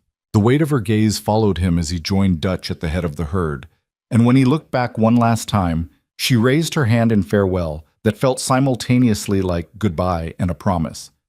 Then the drive began, and there was no time for anything but the relentless work of moving 200 cattle across difficult terrain. The first day went smoothly enough. The herd was fresh and manageable, the weather held, and they made good distance before making camp. But Caleb knew from experience that the easy days were just prelude to the hard ones that would test everything they had. The second day brought rain, cold and persistent, turning the trail to mud and making the cattle irritable. By nightfall, they were all soaked and exhausted, and Caleb's thoughts kept drifting back to Elena standing in the ranch yard, wrapped in her shawl and watching him leave. He wondered what she was doing now, whether she'd taken his advice and stayed at the ranch or returned to Martha's boarding house. Wondered if she was thinking about him the way he couldn't stop thinking about her. On the fourth day, they lost 3 steers to a flooded creek crossing. The animals panicked in the current and were swept downstream before anyone could reach them. It was the kind of loss that happened on every long drive, but it still hit Caleb hard. Those 3 steers represented money he couldn't afford to lose, and every head that didn't reach market narrowed their already thin margins for success. "Could have been worse," Dutch said that night around the fire. "Could have lost a man or a horse. 3 steers is manageable. We can't afford manageable losses. We need perfect. Perfect doesn't exist in ranching. You know that." Caleb knew it, but knowing didn't make it easier to accept. He lay in his bedroll that night, staring at stars that seemed impossibly distant, and thought about Elena's words. That she'd finally found something worth caring about, and was terrified of losing it. He understood that fear intimately now, because the thought of failing, of returning home with empty pockets and broken dreams, wasn't just about losing the ranch anymore. It was about proving her faith in him had been misplaced, about becoming one more person who'd let her down. The drive continued. Through heat and dust, through river crossings and difficult terrain, through long days that blurred together into an endless test of endurance. They lost 2 more cattle to illness and 1 to a rattlesnake bite. Each loss carved away a little more of their financial cushion until Caleb was running calculations in his head constantly, trying to figure out if the remaining herd would be enough to cover their debts. 12 days after leaving the Double H, they crested a rise and saw Cheyenne spread out in the valley below. The sight should have brought relief, but Caleb felt only a sick tension in his gut. This was it, the moment when all their effort would either pay off or prove insufficient. The town sprawled larger than he remembered, with new buildings marking its growth as a rail hub. Cattle pens dotted the outskirts, some full and some empty, and Caleb tried to read the market from that alone. They drove the herd into the holding pens at the edge of town, and Caleb left Dutch in charge while he went to find buyers. The first 2 he approached were polite but non-committal. They had cattle already contracted. They were waiting to see what prices did. They'd consider making an offer, but couldn't promise anything firm. The third buyer took one look at Caleb's dusty, exhausted appearance and tried to lowball him at a price that would barely cover the drive expenses, let alone the ranch's debts. Caleb was beginning to feel desperation creeping in when he remembered Elena's telegrams, the backup buyers she'd contacted, the ones who'd expressed interest pending inspection. He found a telegraph office and sent wires to all 3, informing them the herd had arrived and was available for viewing. 2 responded within hours. Both wanted to see the cattle the next morning. The third sent word that he'd been delayed but would arrive by afternoon. That night, Caleb barely slept. He walked the pens, checking on the herd, making sure every animal looked its best for tomorrow's inspections. Dutch found him around midnight, still fussing over cattle that needed no additional care. You're going to wear yourself out before the buyers even get here, Dutch said. Get some rest. Can't. Every time I close my eyes, I see Elena's face when I left, and I think about how I promised I'd make this work. You promised you'd fight for it. That's what you're doing. The outcome's not entirely in your control. It has to work, Dutch. It has to. The older man studied him in the darkness. This stopped being just about the ranch somewhere along the way, didn't it? Yeah, it did. She's a good woman, stronger than she looks, smarter than most men I know, and brave enough to rebuild after what she went through. You could do a lot worse. I know. That's why failing isn't acceptable. The first buyer arrived at dawn, a hard-eyed man named Carver who clearly knew his business. He walked among the cattle with calculating precision, checking teeth and eyes and movement. Caleb watched him work, trying to read his expression and finding nothing encouraging.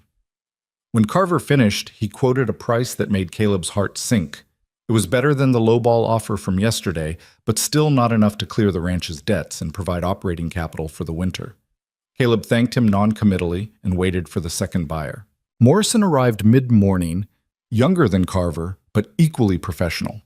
He spent longer with the cattle, asking detailed questions about their breeding and feed regimen. When he finally made his offer, it was 10% higher than Carver's, enough to cover the debts, but leave almost nothing for reserves. I need to think about it, Caleb said, though his stomach was churning with anxiety. He had one buyer left, the one who'd been delayed, and if that offer wasn't better, he'd have to choose between two inadequate options. The third buyer didn't arrive until late afternoon, and Caleb had nearly given up hope when a well-dressed man approached the pens accompanied by a younger assistant carrying a notebook. The man introduced himself as Daniel Frost, representing a consortium of Eastern investors looking to acquire quality breeding stock for their ranches in Colorado.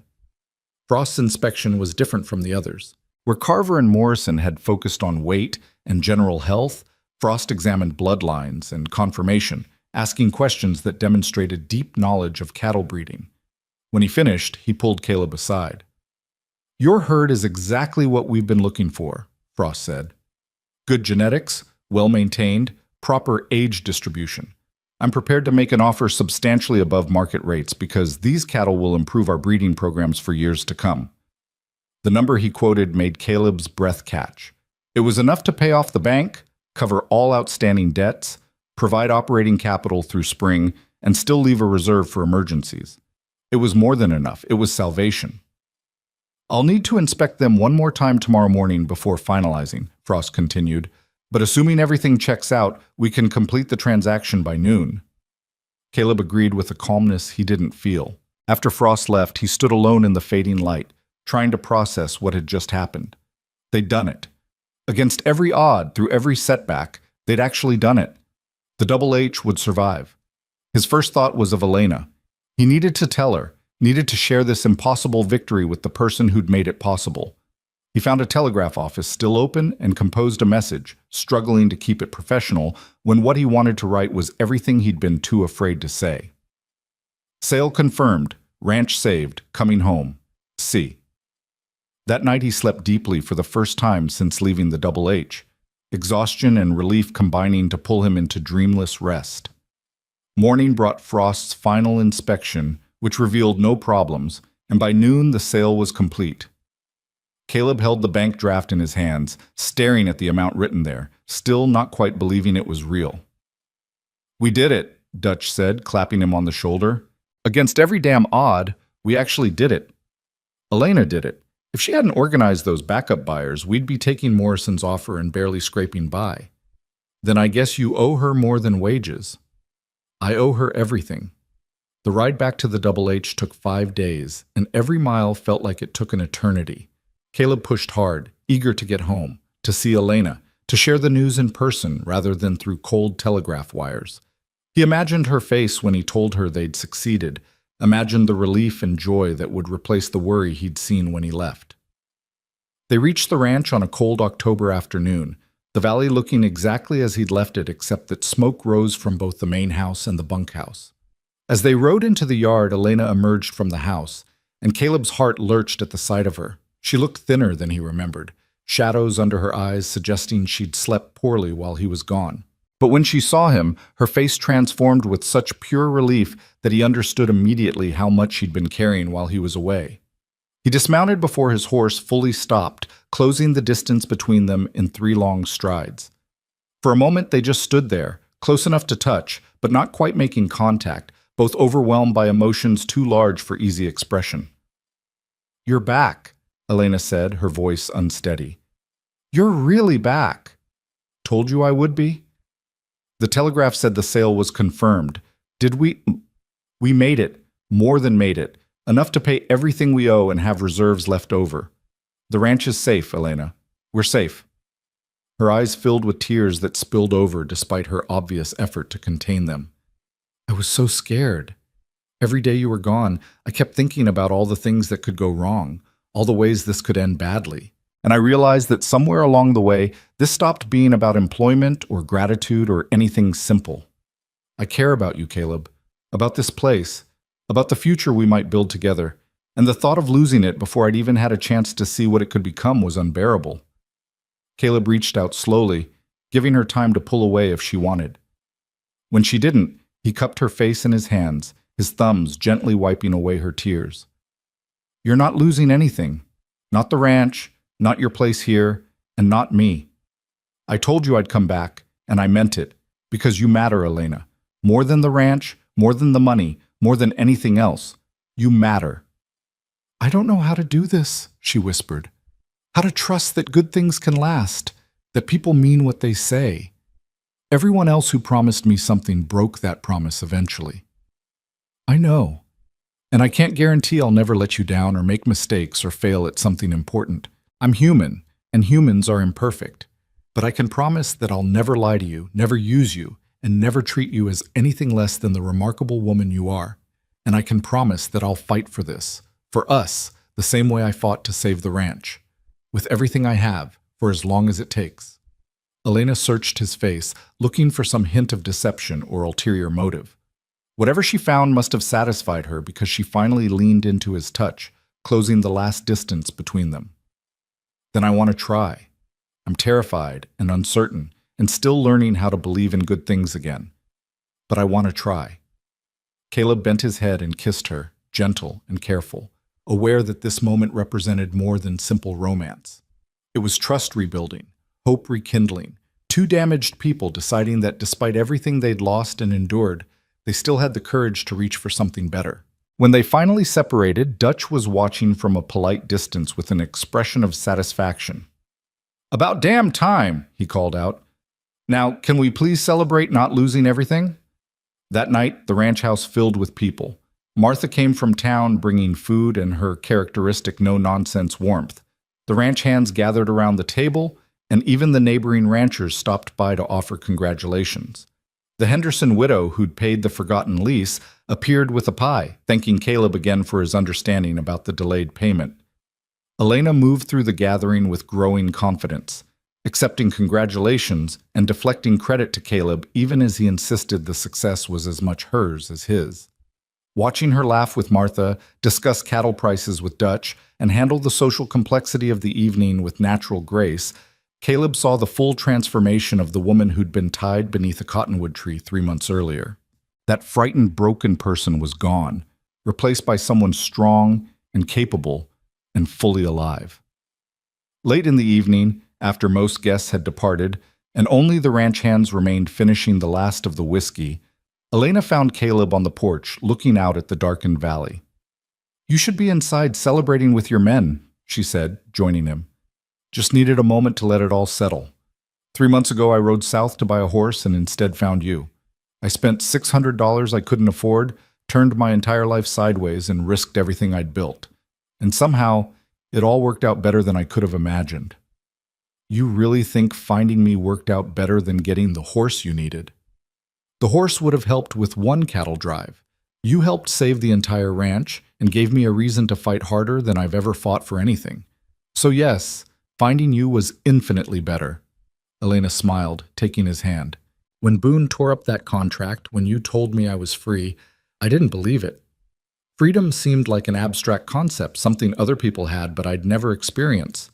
But standing here now, in a place I've helped build, with people I care about and who care about me, working toward a future I actually want, this is what freedom feels like. And you gave me that. We gave each other that. I gave you opportunity, and you gave me purpose beyond just survival. Fair trade, I'd say. More than fair. She leaned against him, and he wrapped his arm around her shoulders, both of them looking out at land that now represented something more than just property or livelihood. It represented home, partnership, and the future they were building together. Over the following weeks, autumn settled into the valley with breathtaking beauty. The aspens turned gold, the air carried the sharp scent of coming winter, and the ranch settled into the rhythm of preparing for the cold months ahead. Caleb paid off the banknote, cleared the outstanding debts, and even managed to purchase 2 good horses to replace what they'd been lacking. Elena took over complete management of the household finances and expanded her role to include broader business strategy. She suggested diversifying beyond cattle into horses, which commanded premium prices and required less overhead. She negotiated better terms with suppliers by leveraging the ranch's improved financial position. And slowly, methodically, she transformed the Double H from a struggling operation into a genuinely profitable enterprise. But more than the business success, Elena became part of the ranch's heart. She learned to ride competently, helped with the autumn roundup, and even tried her hand at roping with mixed results that made everyone laugh. The ranch hands grew protective of her, treating her with the respect due to Caleb's partner rather than just an employee. And Martha reported with satisfaction that the whole territory was talking about how the Hartman Ranch had been saved by intelligence and hard work, rather than just luck. 6 months after the cattle drive, on a cold January morning, Caleb found Elena in the office reviewing the year-end accounts. She looked up as he entered, and the smile she gave him still had the power to make his heart stutter. "Good year," she said, gesturing to the ledgers. "We ended solidly profitable, reserves are healthy, and the spring outlook is promising. You should be proud." "We should be proud. This is as much your achievement as mine." "Partnership," she agreed, "in every sense." Caleb came around the desk, taking her hands and pulling her to her feet. "About that partnership, I've been thinking about making it official." Elena's eyes widened. "Caleb? Not pressure, just an offer, same as always with us. But Elena, I love you. Not because you saved my ranch or because I rescued you or any other complicated reason. I love you because you're brave and smart and you fight for what matters. Because you make me laugh and challenge my assumptions and see potential where others see problems. Because when I think about the future, I can't imagine it without you in it." Tears welled in her eyes, but these were different from the frightened tears she'd shed when he left for the cattle drive. These were tears of joy and relief and something like wonder. "I love you too," she said softly. "I fought against it for so long, afraid it was just gratitude or dependency. But it's not. It's real, and it's chosen, and it's mine. You're mine if you'll have me." "Always," he promised, and kissed her with all the tenderness and passion that had been building between them for months. When they finally separated, Elena was laughing through her tears. "Martha's going to be insufferable about this. She predicted we'd end up together before I even started working here. Martha's a wise woman." "She is. And she's going to insist on planning the wedding. So we're doing this? Actually doing this? Unless you've changed your mind in the last 30 seconds. Caleb grinned. "Not a chance. You're stuck with me, Elena Rowe. For better or worse, in success and struggle, for as long as we both shall live." "That's not how the actual vows go." "Close enough. We'll work out the details later." They married in the spring, when the valley was green and the aspens were budding new leaves. Martha did indeed plan most of the wedding, which took place at the ranch with half the territory in attendance. Dutch gave Elena away with gruff pride, and the celebration lasted 2 days with dancing and feasting and enough goodwill to sustain them through whatever challenges the future might bring. In the years that followed, the Double H prospered beyond anything Caleb had imagined possible. Elena's business acumen combined with his ranching expertise created something stronger than either could have built alone. They diversified into horses as she'd suggested, developed a reputation for quality breeding stock, and became known throughout the territory as fair dealers and good neighbors. But more important than the financial success was the life they built together. They transformed the ranch into a place of refuge and second chances, offering employment to others who'd fallen on hard times, creating opportunities where none had existed before. The woman who'd been bought and sold like property became known as the shrewdest businesswoman in 3 counties, and the man who'd risked everything for a stranger became legendary for his integrity and generosity. Years later, sitting on their porch watching the sunset paint the mountains gold, Caleb reflected on the day he'd ridden into Boone's trading post looking for a horse. He'd found something infinitely more valuable instead. A partnership forged in crisis, strengthened by trust, and transformed into love that had weathered every test. "What are you thinking about?" Elena asked, settling into the chair beside him. "The day we met. How different everything could have been if I'd just bought the horse and left." "But you didn't. You saw someone who needed help and you chose to act, even when it was expensive and complicated and risky. Best decision I ever made. Even when I was terrible to work with those first few weeks, critiquing your bookkeeping and reorganizing everything, especially then, I needed someone willing to tell me hard truths and push me to be better, still do." Elena took his hand, their fingers intertwining with the easy familiarity of long partnership. "We've built something good here, something that matters." "We have. And it all started because neither of us was willing to accept that cruelty and suffering were inevitable. We both chose to fight for something better." "Still fighting?" Elena said softly. "Still building, still believing that good things can last if you work hard enough to keep them." Caleb squeezed her hand, thinking about all the battles they'd won and lost together, all the challenges they'd faced and overcome. The ranch that had nearly failed was now thriving. The woman who'd lost everything had rebuilt a life beyond her wildest dreams. And the man who'd spent $600 on conscience instead of commerce had discovered that some investments paid dividends that couldn't be measured in money. As the stars began to appear overhead and the valley settled into peaceful darkness, Caleb and Elena sat together in comfortable silence, 2 people who'd found each other in the most unlikely circumstances and built something beautiful from ashes and determination. Their story wasn't one of rescue and gratitude, though it had started there. It was one of partnership and choice, of 2 wounded people deciding that despite everything they'd endured, they still had the courage to believe in second chances, trust in possibilities, and fight for love that was earned rather than owed. The purchase that wasn't meant to happen had become the foundation for everything that mattered most, and neither of them would have changed a single moment of the difficult, beautiful, improbable journey that had brought them here, home, together, and completely free.